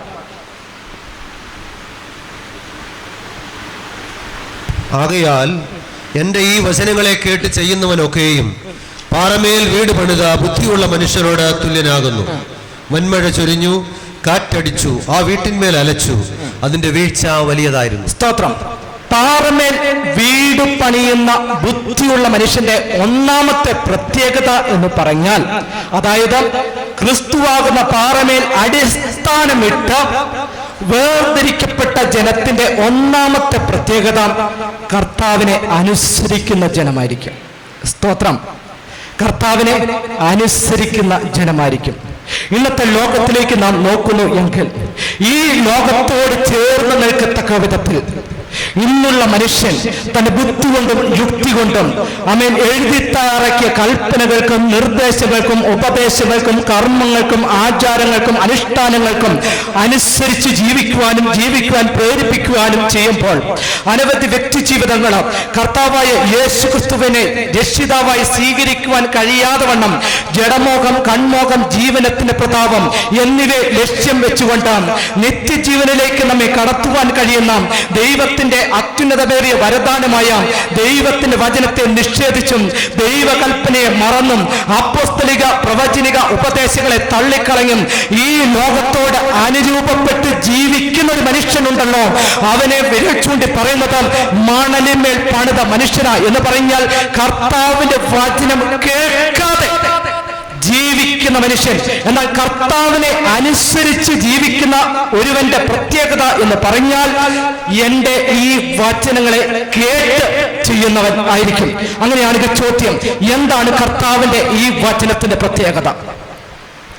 അതായത് എന്നെ രക്ഷയിലേക്ക് ഉറപ്പിക്കുവാൻ കഴിയുന്ന, എന്നെ നിത്യതയിലേക്ക് ഒരുക്കുവാൻ കഴിയുന്ന ഈ വചനത്തിന്റെ പ്രത്യേകത എന്താ? വിശുദ്ധ തിരുവെഴുത്തിലേക്ക് നാം കടന്നു പോകുന്നു എങ്കിലും യെശയ്യാ പ്രവാചകന്റെ പുസ്തകം 34 16 വാക്യം എടുക്കേണ്ട, പത്രോസ് എഴുതിയ 2-ാം ലേഖനം 1-ാം അധ്യായത്തിന്റെ 21-ാം വാക്യം, ഗലാത്യർക്ക് എഴുതിയ 1-ാം അധ്യായം അതിന്റെ 1-ാമത്തെ വാക്യം, തിമോഥെയോസിന് എഴുതിയ 2-ാം ലേഖനം അതിന്റെ 3-ാം അധ്യായം 16-17 വാക്യങ്ങളിലേക്ക് കടന്നു ചെല്ലുന്നു എങ്കിലും ഈ തിരുവെഴുത്തിന്റെ ചില പ്രത്യേകതകളെ കുറിച്ച് പറയുന്നുണ്ട്. എന്ന് പറഞ്ഞാൽ എന്നെ രക്ഷയിലേക്ക് നയിക്കുവാൻ കഴിയുന്ന, എനിക്ക് അനുസരിക്കുവാനായി സ്വർഗം എന്റെ കരങ്ങളിൽ ഏൽപ്പിച്ചിരിക്കുന്ന അടിസ്ഥാന മാനദണ്ഡമായ കർത്താവിന്റെ ഈ വചനത്തിന്റെ ചില പ്രത്യേകതകളെ കുറിച്ച് അവിടെ ഇങ്ങനെയാ വിളിച്ചു പറയുന്നത്. സുമാർ 1600 വർഷങ്ങൾ കൊണ്ട് 3 വൻകരകളിലായി ഏഷ്യ, ആഫ്രിക്ക, യൂറോപ്പ് എന്നിങ്ങനെ 3 വൻകരകളിലായി 3 ഭാഷകളിൽ, ഗ്രീക്ക്, ഹിബ്രു, അറാമിയ എന്നിങ്ങനെ 3 ഭാഷകളിലായി എഴുതപ്പെട്ട, അതായത് രാജാക്കന്മാർ, സൈന്യാധിപന്മാർ, മന്ത്രിമാർ, ശാസ്ത്ര നിപുണർ, ശാസ്ത്ര വൈദഗ്ധ്യന്മാർ, തത്വജ്ഞാനികൾ, വൈദിക ശ്രേഷ്ഠന്മാർ, ചുങ്കക്കാർ, കൃഷിക്കാർ, മീൻപിടുത്തക്കാർ തുടങ്ങിയവരാൽ എഴുതപ്പെട്ട മികവുറ്റ തികവുറ്റ കിടിയറ്റ ഗ്രന്ഥം എന്ന് പറഞ്ഞാൽ ഒരു വ്യക്തിയുടെ തൂലികയിൽ നിന്ന് എഴുതപ്പെട്ടത് എന്നതുപോലെ പലരാണ് എഴുതപ്പെട്ടത് എങ്കിലും ഒരു വ്യക്തിയുടെ തൂലികയിൽ നിന്ന് എഴുതപ്പെട്ട എഴുത്തുകൾ എന്നതുപോലെ തമ്മിൽ യോജിപ്പിച്ചാൽ വളരെ ഐക്യം പുലർത്തുന്ന ഒരു ഗ്രന്ഥം ഈ ഭൂതലത്തിന് കീഴിലുണ്ട് എങ്കിൽ, ഈ ആകാശത്തിന് കീഴിലുണ്ട് എങ്കിൽ, നാം ഉയർത്തിപ്പിടിച്ചിരിക്കുന്ന, നാം ചുമന്നു വഹിച്ചിരിക്കുന്ന വിശുദ്ധ തിരുവെഴുത്ത. കാരണം എന്തെന്നറിയുമോ? ഈ വിശുദ്ധ വേദപുസ്തകത്തിന്റെ പ്രത്യേകത എന്ന് പറഞ്ഞാൽ യെശയ്യാ പ്രവാചകൻ 34:16 ഇങ്ങനെയാ പറയുന്നത്, ഇത് യഹോവയുടെ പുസ്തകമാണ്. സ്തോത്രം. ഇത് യഹോവയുടെ പുസ്തകമായതുകൊണ്ട് അപ്പോസ്തലനായ പത്രോസ് ഇങ്ങനെ പറയുന്നു, ഇത് മനുഷ്യരിൽ നിന്നല്ല, മനുഷ്യനാലുമല്ല, ക്രിസ്തുവിനാലും ക്രിസ്തുവിനെ മരിച്ചവരുടെ ഇടയിൽ നിന്ന് ഉയർത്തെഴുന്നേൽപ്പിച്ച പിതാവായ ദൈവത്തിൽ നിന്നും അത്രേ ഉളവായത് എന്ന് പറഞ്ഞാൽ എന്നെ രക്ഷയിലേക്ക് നയിക്കുന്ന ഈ തിരുവെഴുത്തിന്റെ 1-ാമത്തെ പ്രത്യേകത എന്ന് പറഞ്ഞാൽ ഈ പുസ്തകത്തിന് ഉടയവൻ, ഈ പുസ്തകത്തിന്റെ ഉടമസ്ഥൻ, ഈ പുസ്തകത്തിന്റെ അധികാരി മണ്ണിൽ ഉള്ളവനല്ല, വിണ്ണിൽ ഉള്ളവനത്രേ. ആമേൻ. അങ്ങനെയാണെങ്കിൽ ഇത് ഉളവായത് എങ്ങനെയാണ്? ഇത് മനുഷ്യരിൽ നിന്നല്ല, മനുഷ്യനാടുമല്ല, പിന്നെ ആരിൽ നിന്ന് ഉളവായി? വീണ്ടും അപ്പോസ്തലനായ പത്രോസ് എഴുതിയ 2-ാം ലേഖനം 1-ാം അധ്യായത്തിന്റെ 21-ാം വാക്യത്തിൽ ഇങ്ങനെയാണ് പറയുന്നത്, പ്രവചനം ഒരിക്കലും മനുഷ്യന്റെ ഇഷ്ടത്താൽ വന്നത് അല്ല, ദൈവകൽപ്പനയാൽ പരിശുദ്ധാത്മാ നിയോഗം പ്രാപിച്ച് മനുഷ്യൻ എഴുതപ്പെട്ടതത്രേ. എന്ന് പറഞ്ഞാൽ ഇത് ഉളവായത് എങ്ങനെയെന്ന് ചോദിച്ചാൽ ദൈവത്തിന്റെ കൽപ്പനയാൽ മനുഷ്യൻ പരിശുദ്ധാത്മാവിന്റെ നിയോഗം പ്രാപിച്ച് എഴുതപ്പെട്ടത് അത്രേ. ആയതുകൊണ്ട് ഈ വചനത്തിന് ചില പ്രത്യേകതകളുണ്ട്. അപ്പോസ്തലനായ പൗലോസ് എബ്രായർക്ക് ലേഖനം 4:12 ഇങ്ങനെ പറയുന്നു, ഈ വചനം ജീവനുള്ളതും ചൈതന്യമുള്ളതും ഇരുവായ്ത്തലുള്ള ഏത് വാളിനേക്കാൾ മൂർച്ചയേറിയതും പ്രാണനെയും ആത്മാവിനെയും സന്ധിമജ്ജകളെ വേർപിടിവിക്കും വരെ തുളച്ചു ചെല്ലുന്നതും ആകുന്നു. എന്താ ഇതിന്റെ പ്രത്യേകത? ഈ വചനം ജീവനുള്ളത് ആകുന്നു എന്ന് പറഞ്ഞാൽ ഈ വചനത്തിനകത്ത് എനിക്കൊരു പ്രത്യാശയുണ്ട്, ഈ വചനത്തിനകത്ത് എനിക്കൊരു ഉറപ്പുണ്ട്, ഈ വചനത്തിനകത്ത് എനിക്കൊരു വീണ്ടെടുപ്പുണ്ട്, ഈ വചനത്തിനകത്ത് എനിക്കൊരു പുനരുത്ഥാനമുണ്ട്, ഈ വചനത്തിനകത്ത് എനിക്കൊരു ആശ്വാസമുണ്ട്, ഈ വചനത്തിനകത്ത് എനിക്കൊരു സൗഖ്യമുണ്ട്, ഈ വചനത്തിനകത്ത് എനിക്കൊരു സമാധാനമുണ്ട്, ഈ വചനത്തിനകത്ത് എനിക്കൊരു സമൃദ്ധിയുണ്ട് എന്ന് പറഞ്ഞാൽ ഈ വചനം ജീവനുള്ളതായതുകൊണ്ട്, ഇത് ദൈവശ്വാസ്യമാകൊണ്ട് ഇതിലെ വരികൾക്ക് ജീവനുണ്ട്. സ്തോത്രം. അതുകൊണ്ട് കർത്താവായ യേശു ക്രിസ്തു വന്നുകൂടിയ മലമേൽ നിൽക്കുന്ന പുരുഷാരത്തോട് പറഞ്ഞത്, നീ പാറമേൽ വീട് പണിയുവാൻ ആഗ്രഹിക്കുന്നു, എന്നാൽ എന്റെ ഈ വചനങ്ങളെ കേട്ടു ചെയ്യുന്നവനൊക്കെയും. സ്വർഗം മനുഷ്യവർഗത്തിന്റെ രക്ഷയ്ക്കായി അനുസരിക്കുവാനായി നൽകപ്പെട്ട അടിസ്ഥാന ഗ്രന്ഥം വിശുദ്ധ തിരുവെഴുത്താണ്. സ്തോത്രം. അതുകൊണ്ട് ഈ തിരുവെഴുത്തിനെ കുറിച്ച് വെളിപ്പാടുകാരനായ യോഹന്നാൻ ഇങ്ങനെ പറയുന്നത്, വെളിപ്പാട് 1:3 ഈ പ്രവചനത്തിന് വാക്കുകൾ വായിച്ച് കേൾപ്പിക്കുന്നവനും കേൾക്കുന്നവനും ഇതിൽ പറഞ്ഞിരിക്കുന്നത് പ്രമാണിക്കുന്നവനും. സ്തോത്രം. മനസ്സിലാകുന്നു? ഇതിൽ പറഞ്ഞിരിക്കുന്നത്, അതായത് വായിക്കുന്നവനും വായിച്ച് കേൾക്കുന്നവനും ഇതിൽ പറഞ്ഞിരിക്കുന്നത് പ്രമാണിക്കുന്നവനും ഭാഗ്യവാന എന്ന് പറഞ്ഞാൽ അല്പം കൂടെ ഗൗരവത്തില് യാക്കോബ് പറയുന്നത് ഇങ്ങനെയാണ്. യാക്കോബ് എഴുതിയ 1 അധ്യായം അതിലെ 22 വാക്യം, യാക്കോബ് 1:22. അവിടെ ഇങ്ങനെയാണ് പറയുന്നത്, എന്റെ ഈ വചനം കേൾക്ക മാത്രം ചെയ്യുക കൊണ്ട് തങ്ങളെ തന്നെ ചതിക്കാതെ അതിനെ ചെയ്യുന്നവർ ആയിരിപ്പിൻ. മനസ്സിലായോ? എന്ന് പറഞ്ഞാൽ വചനം കേട്ടാൽ പോരാ, അനുസരിക്കുന്നവർ ആയിരിക്കണം. അങ്ങനെയാണെങ്കിൽ കർത്താവ് തന്റെ മുന്നിൽ വന്ന സമൂഹത്തെ രണ്ടായിട്ട് തിരിച്ചെന്ന് പറഞ്ഞല്ലോ. ഒന്ന് പാറമേൽ പണിത മനുഷ്യനെയും, 2 മണലിൽ പണിത മനുഷ്യനെയും. അങ്ങനെയാണെങ്കിൽ പാറമേൽ പണിതവനെ എങ്ങനെ തിരിച്ചറിയാം? മണലിൽ പണിതവനെ എങ്ങനെ തിരിച്ചറിയാം? നമുക്ക് ഒരു വാക്യം പാസ്റ്ററെ ഒന്ന് വായിക്കാമോ? എഫേസ്യർക്ക് എഴുതിയ ലേഖനം 4 അധ്യായത്തിന്റെ 4 വാക്യം. നിങ്ങളെ വിളിച്ചപ്പോൾ ഏക പ്രത്യാശയ്ക്കായി നിങ്ങളെ വിളിച്ചതുപോലെ ശരീരമൊന്ന്, ആത്മാവൊന്ന്, കർത്താവ് ഒരുവൻ, വിശ്വാസമൊന്ന്, സ്നാനമൊന്ന്, എല്ലാവർക്കും മീതെയുള്ളവനും എല്ലാവരിലും കൂടി വ്യാപരിക്കുന്നവനും എല്ലാവരിലും ഇരിക്കുന്നവനുമായി എല്ലാവർക്കും ദൈവവും പിതാവുമായവൻ ഒരുവൻ. സ്തോത്രം. അതായത് ബുദ്ധിയുള്ള മനുഷ്യൻ അവൻ പാറമേൽ വീട് പണിയുന്നു. ഈ വീടിന്റെ ഒരു പ്രത്യേകത എന്ന് പറഞ്ഞാൽ അവന് ഒരു പ്രത്യാശയുള്ളൂ, അവൻ ഒരു ശരീരമേ ഉള്ളൂ, അവൻ ഒരാത്മാവേ ഉള്ളൂ, അവൻ ഒരു കർത്താവേ ഉള്ളൂ, അവൻ ഒരു വിശ്വാസമേ ഉള്ളൂ, അവൻ ഒരു ജ്ഞാനമേ ഉള്ളൂ, അവൻ ഒരു ദൈവമേ ഉള്ളൂ. സ്തോത്രം. അതായത് പാറമേൽ അടിസ്ഥാനമിട്ട് വീട് പണിയുന്ന ബുദ്ധിയുള്ള മനുഷ്യൻ കർത്താവിന് ഈ വചനം കേട്ട് അനുസരിക്കുന്നവനാണെങ്കിൽ അവൻ ഒറ്റ പ്രത്യാശയുള്ളൂ. ആ പ്രത്യാശ എന്ന് പറഞ്ഞാൽ തീത്തോസ് എഴുതിയ 2 അധ്യായം 12 വാക്യം, ഭാഗ്യകരമായ പ്രത്യാശയ്ക്കായിട്ട് മഹാദൈവവും നമ്മുടെ രക്ഷിതാവുമായ യേശു ക്രിസ്തുവിന്റെ പ്രതിഷ്ഠതയത്രേ എന്ന് പറഞ്ഞാൽ അമേൻ ക്രിസ്തുവാകുന്ന പാറമേൽ അടിസ്ഥാനമിട്ട് വീട് പണിയുന്ന ബുദ്ധിയുള്ള മനുഷ്യന്റെ പ്രത്യാശ എന്ന് പറഞ്ഞത് കർത്താവായ യേശു ക്രിസ്തുവിന്റെ 2ാമത്തെ വരവാ. സ്തോത്രം. അതായത് കർത്താവിന്റെ ഈ വചനം കേട്ട് അനുസരിക്കുന്നവന് ഒരു പ്രത്യാശയുണ്ട്, എന്റെ കർത്താവിന്റെ 2ാമത്തെ വരവ്. ഇനി 2, ഒരു ശരീരമേ ഉള്ളൂ, അത് ക്രിസ്തു തലയായിരിക്കുന്ന ഒരു ശരീരം. അതായത് ക്രിസ്തുവാകുന്ന മൂലക്കല്ലിൽ മാത്രം അടിസ്ഥാനമിട്ടുകൊണ്ട് അപ്പോസ്തലന്മാരാലും പ്രവാചകന്മാരാലും പണിതുയർത്തപ്പെട്ട ദൈവത്തിന്റെ സഭ. ഒരു ശരീരമേ ഉള്ളൂ. 3, ഒരാത്മാവേ ഉള്ളൂ. ആ ആത്മാവിന് ഒരു വ്യാഖ്യാനമേ ഉള്ളൂ. അതായത് അവൻ വന്നിട്ട് പാപത്തെക്കുറിച്ചും നീതിയെക്കുറിച്ചും ന്യായവിധിയെക്കുറിച്ചും ബോധം നൽകും. മാത്രമല്ല നിന്നെ സകല സത്യത്തിലും വഴി നടത്തുന്ന ഒരാത്മാവ് എന്ന് പറഞ്ഞാൽ ഇന്ന് പല ആത്മാക്കൾ പലരിലും വ്യാപരിക്കുന്നുണ്ട്. പാപബോധമില്ല, നീതിബോധമില്ല, ന്യായവിധി ബോധമില്ല. എന്നാൽ ദൈവം നൽകുന്ന ആത്മാവിന് ഒറ്റ ലക്ഷ്യമേ ഉള്ളൂ, അത് നീതിബോധം നൽകും, പാപബോധം നൽകും, ന്യായവിധിയെക്കുറിച്ച് ബോധം നൽകും. മാത്രമല്ല സകല സത്യത്തിലും വഴി നടത്തും. ഒരാത്മാവിനെ കുറിച്ച് ഈ വചനം പഠിപ്പിക്കുന്നു. 3, ഒരു കർത്താവിനെ കുറിച്ചാണ് പഠിപ്പിക്കുന്നത്. കർത്താവ്, പരിഹാരകൻ, രക്ഷകൻ, വീണ്ടെടുപ്പുകാരൻ എന്ന് പറഞ്ഞാൽ ആകാശത്തിന് കീഴിലും ഭൂമിക്ക് മുകളില് എനിക്കൊറ്റ പരിഹാരകനെ ഉള്ളൂ, എനിക്കൊറ്റ മധ്യസ്ഥനെ ഉള്ളൂ, അതെന്റെ കർത്താവായ യേശു ക്രിസ്തു മാത്രമാ. അപ്പോസ്തല പ്രവൃത്തി 4:12 മറ്റൊരുത്തനും രക്ഷയില്ല, രക്ഷിക്കപ്പെടുവാൻ ആകാശത്തിന് കീഴിൽ മനുഷ്യരുടെ ഇടയിൽ നൽകപ്പെട്ട വേറെ ഒരു നാമവും ഇല്ല. കാരണം എന്റെ കർത്താവിന്റെ നാമം മാത്രമാ മനുഷ്യവർഗത്തിന്റെ ഏക പരിഹാര നാമം. സ്തോത്രം. എല്ലാ മുഴങ്കാലും ഒരുപോലെ മടങ്ങുന്ന, എല്ലാ നാവും ഒരുപോലെ വാഴ്ത്തുന്ന ഒറ്റ നാമം യേശുവിന്റെ നാമം. ഒരു കർത്താവ്, ഒറ്റ പരിഹാരകൻ, ഒറ്റ രക്ഷകൻ, ഒറ്റ മധ്യസ്ഥൻ. ആമേൻ. എന്റെ ഈ വചനങ്ങളെ കേട്ട് പണിയുന്നവന് ഉള്ളത്. 3, 4, 5 വിശ്വാസം ഒന്നേ ഉള്ളൂ. എനിക്ക് പല വിശ്വാസമില്ല. എങ്ങനെയുള്ള വിശ്വാസമാണ്? എന്റെ വിശ്വാസത്തിന് ഒരു അടിസ്ഥാനമുണ്ട്. റോമർക്കെഴുതിയ ലേഖനം 10-ാം അധ്യായത്തിന്റെ 17-ാമത്തെ വാക്യം, ആകയാൽ വിശ്വാസം കേൾവിയാലും കേൾവി ക്രിസ്തുവിന്റെ വചനത്താലും വരുന്നു എന്ന് പറഞ്ഞാൽ എന്റെ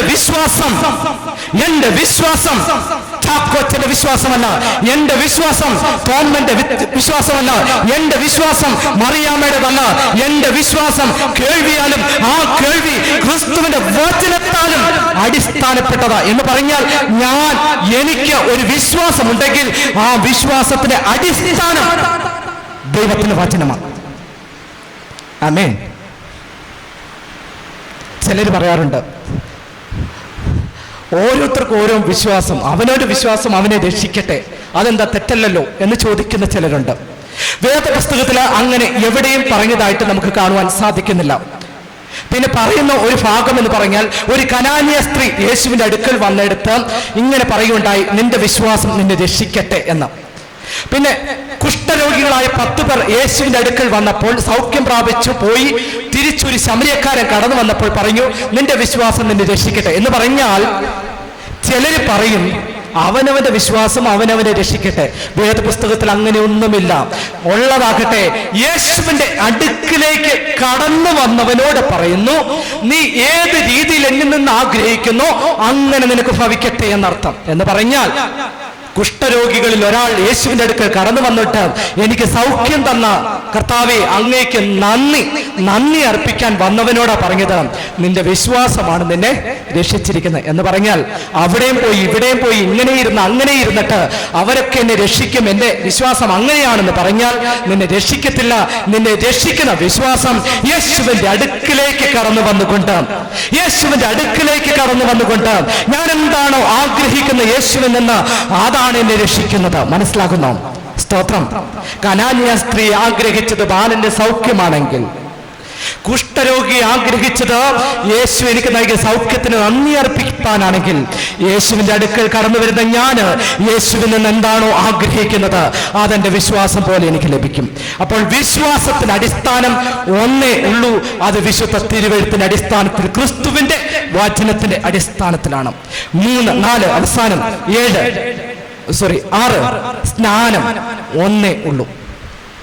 അതായത് ക്രിസ്തുവാകുന്ന പാറമേൽ തനിച്ചു പാർക്കുന്ന ദൈവജനത്തിന്റെ പ്രത്യേകത അനുസരിച്ച് ദൈവത്തിന്റെ വചനത്തിന്റെ അടിസ്ഥാനത്തിലാണ് ജീവിക്കുന്നതെങ്കിൽ അവൻ ഒറ്റ സ്നാനമേ ഉള്ളൂ.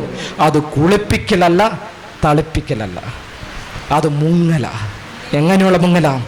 അപ്പോസ്തല പ്രവർത്തികൾ പുസ്തകം 2-ാം അധ്യായത്തിൽ 38-ാം വാക്യത്തിൽ, ഓരോരുത്തൻ താന്റെ പാപങ്ങളെ ഏറ്റുപറഞ്ഞ് യേശുവിന്റെ നാമത്തിൽ സ്നാനപ്പെടുന്നു എങ്കിൽ പരിശുദ്ധാത്മാവെന്ന വാഗ്ദത്തം ലഭിക്കും. എന്ന് പറഞ്ഞാൽ ഒറ്റ സ്നാനം, ഞാൻ എന്റെ പാപങ്ങളെ കുറിച്ച് ഓർത്ത് അനുതപിച്ച് യേശുവിന്റെ രക്ഷിതാവായി സ്വീകരിക്കുവാൻ ഹൃദയം കൊണ്ട് ആഗ്രഹിക്കുന്നുവെങ്കിൽ, പരസ്യമായി സ്നാനപ്പെടുന്ന ഒരു വ്യക്തിക്ക് പരിശുദ്ധാത്മാവ് വാഗ്ദത്തം ലഭിക്കുന്നു എങ്കിൽ അതാണ് സ്വർഗം പറയുന്ന വചനപ്രകാരമുള്ള സ്നാനം. അപ്പോൾ ഒറ്റ സ്നാനമേ ഉള്ളൂ. അവസാനം പറയാം, എനിക്ക് ഒറ്റ ദൈവമേ ഉള്ളൂ. എല്ലാവരിലും വ്യാപരിക്കുന്ന, സകലത്തിലും വ്യാപരിക്കുന്ന ഏക ദൈവം. സ്തോത്രം. അതായത് ബുദ്ധിയുള്ള, പാറമേൽ അടിസ്ഥാനമിട്ട് വീട് പണിയുന്ന ദൈവ പൈതലിന് ഒരു ദൈവമേ ഉള്ളൂ, അതവന്റെ സൃഷ്ടാവാണ്. അപ്പൊ അങ്ങനെയാണെങ്കിൽ ഇന്ന് രാത്രികാലം പറയട്ടെ, കർത്താവിന്റെ വചനം കേട്ട് അനുസരിക്കുന്നവനെ സംബന്ധിച്ചിടത്തോളം അവന് ഒരു പ്രത്യാശയേ ഉള്ളൂ, അവന് ഒരു സഭയേ ഉള്ളൂ, അവന് ഒരാത്മാവേ ഉള്ളൂ, അവന് ഒരു വിശ്വാസമേ ഉള്ളൂ, ഒരു സ്നാനമേ ഉള്ളൂ, ഒരു ദൈവമേ ഉള്ളൂ.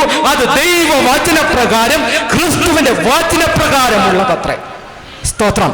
അങ്ങനെയാണെങ്കിൽ മണലിൽ പണിതവനെ സംബന്ധിച്ചിടത്തോളം പല പ്രത്യാശ കാണുമായിരിക്കാം, പല വിശ്വാസങ്ങൾ കാണുമായിരിക്കാം, പല ദൈവങ്ങൾ കാണുമായിരിക്കാം, പല സ്നാനങ്ങൾ കാണുമായിരിക്കാം, പല ആത്മാക്കൾ കാണുമായിരിക്കാം. എന്നിരുന്നാലും ഓർക്കുക, ഒരു വീഴ്ചയുണ്ട്. കർത്താവ് കണക്ക് ചോദിക്കുന്ന ദിവസം, സ്വർഗം കണക്ക് ചോദിക്കുന്ന ദിവസം നിന്റെ കരങ്ങൾ ബലപ്പെട്ടിരിക്കുമോ? സ്തോത്രം.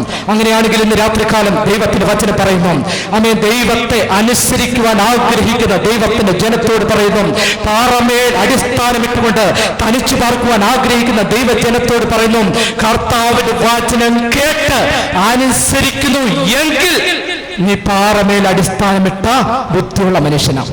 ഇനി രണ്ട്, പാറമേൽ അടിസ്ഥാനമിട്ട് പണിയുന്ന മനുഷ്യന്റെ രണ്ടാമത്തെ പ്രത്യേകത എന്ന് പറഞ്ഞാൽ അവൻ വിശുദ്ധിയോടെ കർത്താവിനെ അനുഗമിക്കും. സ്തോത്രം. വായിക്കാം ആപ്തവാക്യമായിട്ട് കൊരിന്ത്യർക്ക് എഴുതിയ 1-ാം ലേഖനം 10-ാം അധ്യായത്തിന് 3-ാമത്തെ വാക്യം.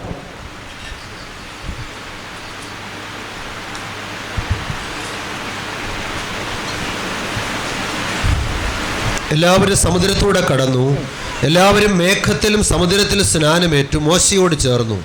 എല്ലാവരും ഒരേ ആത്മീയ ആഹാരം തിന്നു, എല്ലാവരും ഒരേ ആത്മീയ പാനീയം കുടിച്ചു. അവരെ അനുഗമിച്ച ആത്മീയ പാറയിൽ നിന്നല്ലോ കുടിച്ചത്. ആ പാറ ക്രിസ്തു അത്രേ എന്ന് പറഞ്ഞാൽ ഇത് ആശ്ചര്യമാകുന്ന ഇസ്രായേലിലേക്ക് വിരച്ചുകൊണ്ടിക്കൊണ്ട് അപ്പോസ്തലനായ പൗലോസ് പറയുകയാണ്, സ്വർഗം ഇസ്രായേലിന്റെ അടിമത്തത്തിൽ നിന്ന് വിളിച്ചു വേർതിരിച്ച മരുഭൂമിയിലൂടെ നടത്തിക്കൊണ്ടുപോയ ഒരു സഭയുണ്ട്. ആ സഭയെ ചെങ്കടലിൽ കൂടെ നടത്തിയതിന്റെ കാരണം എന്തെന്നറിയുമോ? ഒരു സ്നാനം ഈ ജനത്തിന് ആവശ്യമാണ്. ചെങ്കടലിൽ കൂടി നടത്തിക്കൊണ്ട് സ്നാനപ്പെടുത്തി മരുഭൂമി കയറ്റിയ ജനത്തോടൊപ്പം സ്വർഗം സഞ്ചരിക്കുക എന്ന് പറഞ്ഞാൽ ഇസ്രായേലിന്റെ ചരിത്രമെടുത്ത് പരിശോധിക്കുന്നു എങ്കിലും വിശുദ്ധിയോടെ കർത്താവിനെ അനുഗമിച്ചിട്ടുണ്ടോ അപ്പോഴൊക്കെ സ്വർഗം ഇസ്രായേലിനെ അനുഗമിച്ചിട്ടുണ്ട്. എപ്പോഴൊക്കെ അശുദ്ധിയോടുകൂടി കർത്താവിനെ അനുഗമിച്ചിട്ടുണ്ടോ അപ്പോഴൊക്കെ സ്വർഗം അവരുടെ ഇടയിൽ ഇറങ്ങിയിട്ടുണ്ട്, അനേകം നാശങ്ങളുമായിട്ട്. സ്തോത്രം. അങ്ങനെയാണെങ്കിൽ കർത്താവിനെ അനുഗമിക്കുന്ന ജനത്തിന് ഒരു വിശുദ്ധി ആവശ്യമാണത്രേ. എന്താണ് വിശുദ്ധി? വിശുദ്ധിക്ക് ഇംഗ്ലീഷില് സാങ്ക്ടിഫൈ എന്ന് പറയുമ്പോൾ ഗ്രീക്കില് അതിന് ഹെഗ്ഗിയോസ് എന്ന് പറയുന്നു. ഹെഗ്ഗിയോസ് എന്ന് പറഞ്ഞാൽ ഒരു വാക്കിന് അർത്ഥം to set apart for God എന്ന് പറഞ്ഞാൽ ദൈവത്തിനായിട്ട് വേർതിരിക്കുക എന്നുള്ളത്. അങ്ങനെയാണെങ്കിൽ വിശുദ്ധ തിരുവെഴുത്തിന്റെ അടിസ്ഥാനത്തിലെടുത്ത് പരിശോധിച്ചാൽ എന്താണ് വിശുദ്ധീകരണം, എന്താണ് വേർതിരിവ്? ക്രിസ്തുവാകുന്ന പാറമേൽ അടിസ്ഥാനമെടുത്ത ദൈവത്തിന്റെ ജനം ക്രിസ്തുവിനെ അനുഗമിക്കുവാൻ ഇറങ്ങിപ്പുറപ്പെട്ടതുകൊണ്ട് ചോദിക്കുന്നു, എന്താണ് വിശുദ്ധി? വിശുദ്ധ തിരുവെഴുത്തിന്റെ താളുകളിലേക്ക് കടന്നു പോകുന്നു എങ്കിലും കൊരിന്ത്യർക്ക് എഴുതിയ 1-ാം ലേഖനം 15-ാം അധ്യായത്തിന് 3-ാം വാക്യം, റോമർക്ക് എഴുതിയ ലേഖനം 10-ാം അധ്യായത്തിന് 9-ാമത്തെ വാക്യം, എഫേസ്യർ 5:26, തിമോത്തിയോസ് 1-ാം ലേഖനം 4-ാം അധ്യായത്തിന് 5-ാം വാക്യം, യോഹന്നാൻ 17:17 ഈ വാക്യങ്ങളുടെ അടിസ്ഥാനത്തിൽ എന്താണ് വിശുദ്ധി എന്നുള്ള കാര്യം വെളിപ്പെടുത്തുകയാണ്. അവിടെ ഇങ്ങനെയാണ് പറയുന്നത്, ക്രിസ്തു നമ്മുടെ പാപങ്ങൾക്ക് വേണ്ടി തിരുവെഴുത്തുകളെ പ്രകാരം മരിച്ചു, അടക്കപ്പെട്ടു, തിരുവെഴുത്തുകളെ പ്രകാരം 3-ാം നാൾ ഉയർത്തെഴുന്നേറ്റു എന്നും ഹൃദയം കൊണ്ട് വിശ്വസിക്കുകയും വായ് കൊണ്ട് ഏറ്റുപറയുകയും ചെയ്യുന്നവൻ യേശുവിന്റെ രക്തം എന്നിലെ സകല പാപത്തെയും പോക്കി ശുദ്ധീകരിപ്പാൻ മതിയായത് എന്ന് വിശ്വസിച്ചുകൊണ്ട് വചനത്തോടുകൂടിയ ജലസ്നാനത്താൽ തങ്ങളെ തന്നെ വിശുദ്ധീകരിച്ച് പ്രാർത്ഥനയാലും വചനത്താലും നമ്മെ തന്നെ ശോധന ചെയ്ത് സുവിശേഷത്തിന് വേണ്ടി വേർതിരിക്കുന്ന അനുഭവത്തെയാണ് വിശുദ്ധീകരണം എന്ന് പറഞ്ഞാൽ. കർത്താവായ യേശു ക്രിസ്തുവിന് വേണ്ടി ജീവിതത്തെ സമർപ്പിച്ചുകൊണ്ട് യേശു ക്രിസ്തുവിന് വേണ്ടി വേർതിരിക്കപ്പെടുന്ന അനുഭവത്തെ ശുദ്ധീകരണം എന്ന് പറയുന്നു. അതിന് ആപ്തമായിട്ട് ഒരു വാക്യം കൂടെ ഒന്ന് വായിക്കാം. ലേവ്യ പുസ്തകം 20-ാം അധ്യായം അതിന്റെ 26-ാമത്തെ വാക്യം. ലേവ്യ 20:26.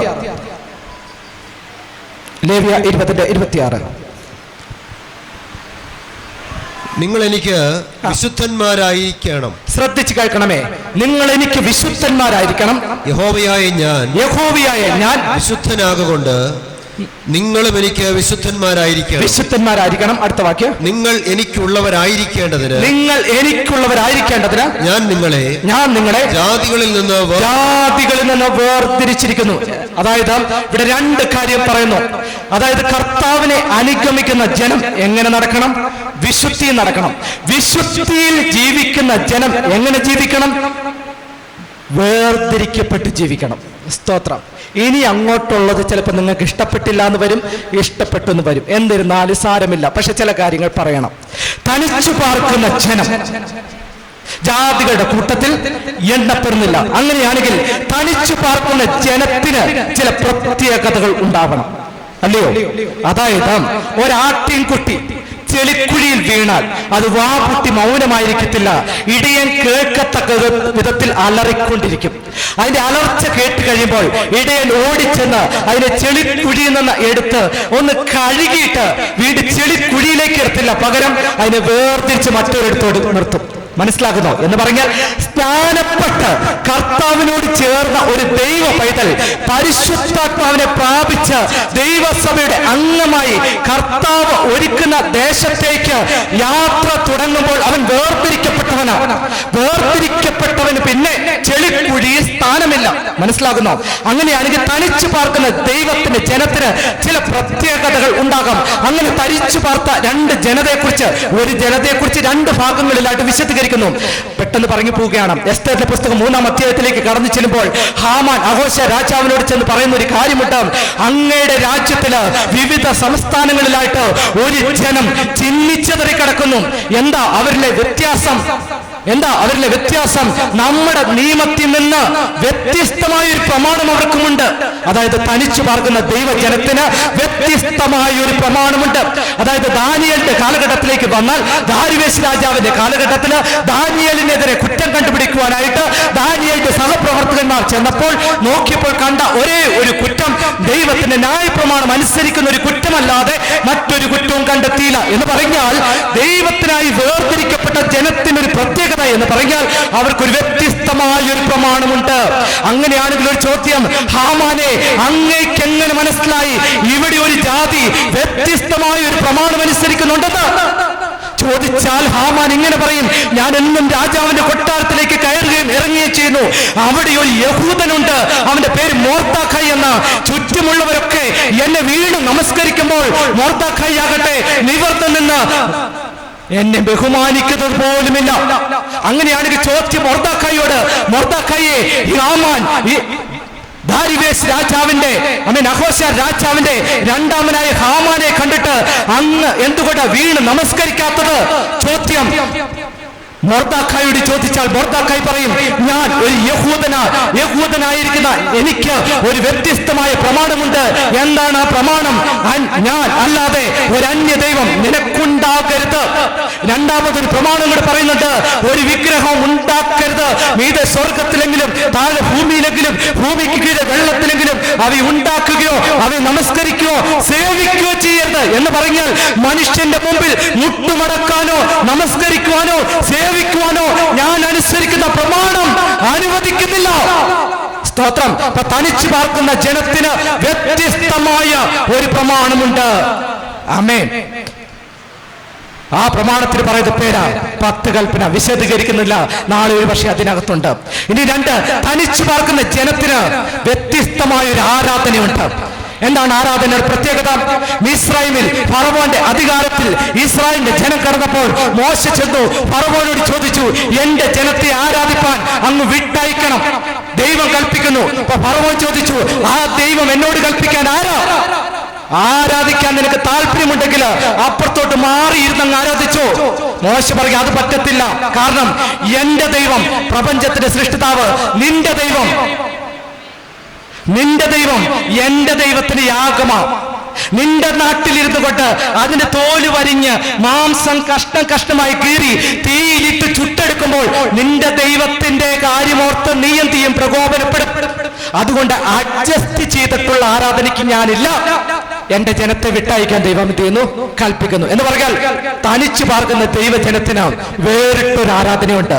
അത് വിശ്വസ്ത ആരാധന. എന്ന് പറഞ്ഞാൽ ജാതികളുമായിട്ട് ഇടകലർന്ന ഒരു ആരാധനയല്ല എന്നർത്ഥം. അങ്ങനെയാണെങ്കിൽ വീണ്ടും ചെല്ലാം, യാക്കോബിനോട് ചോദിക്കാം. ഉൽപ്പത്തിയുടെ പുസ്തകം 35-ാം അധ്യായത്തിലേക്ക് ചെന്നാൽ യാക്കോബ് ദൈവത്തെ ആരാധിപ്പാനായി കടന്നുപോയി. എവിടെ ചെന്നു? ബേഥേലിൽ ചെന്നു.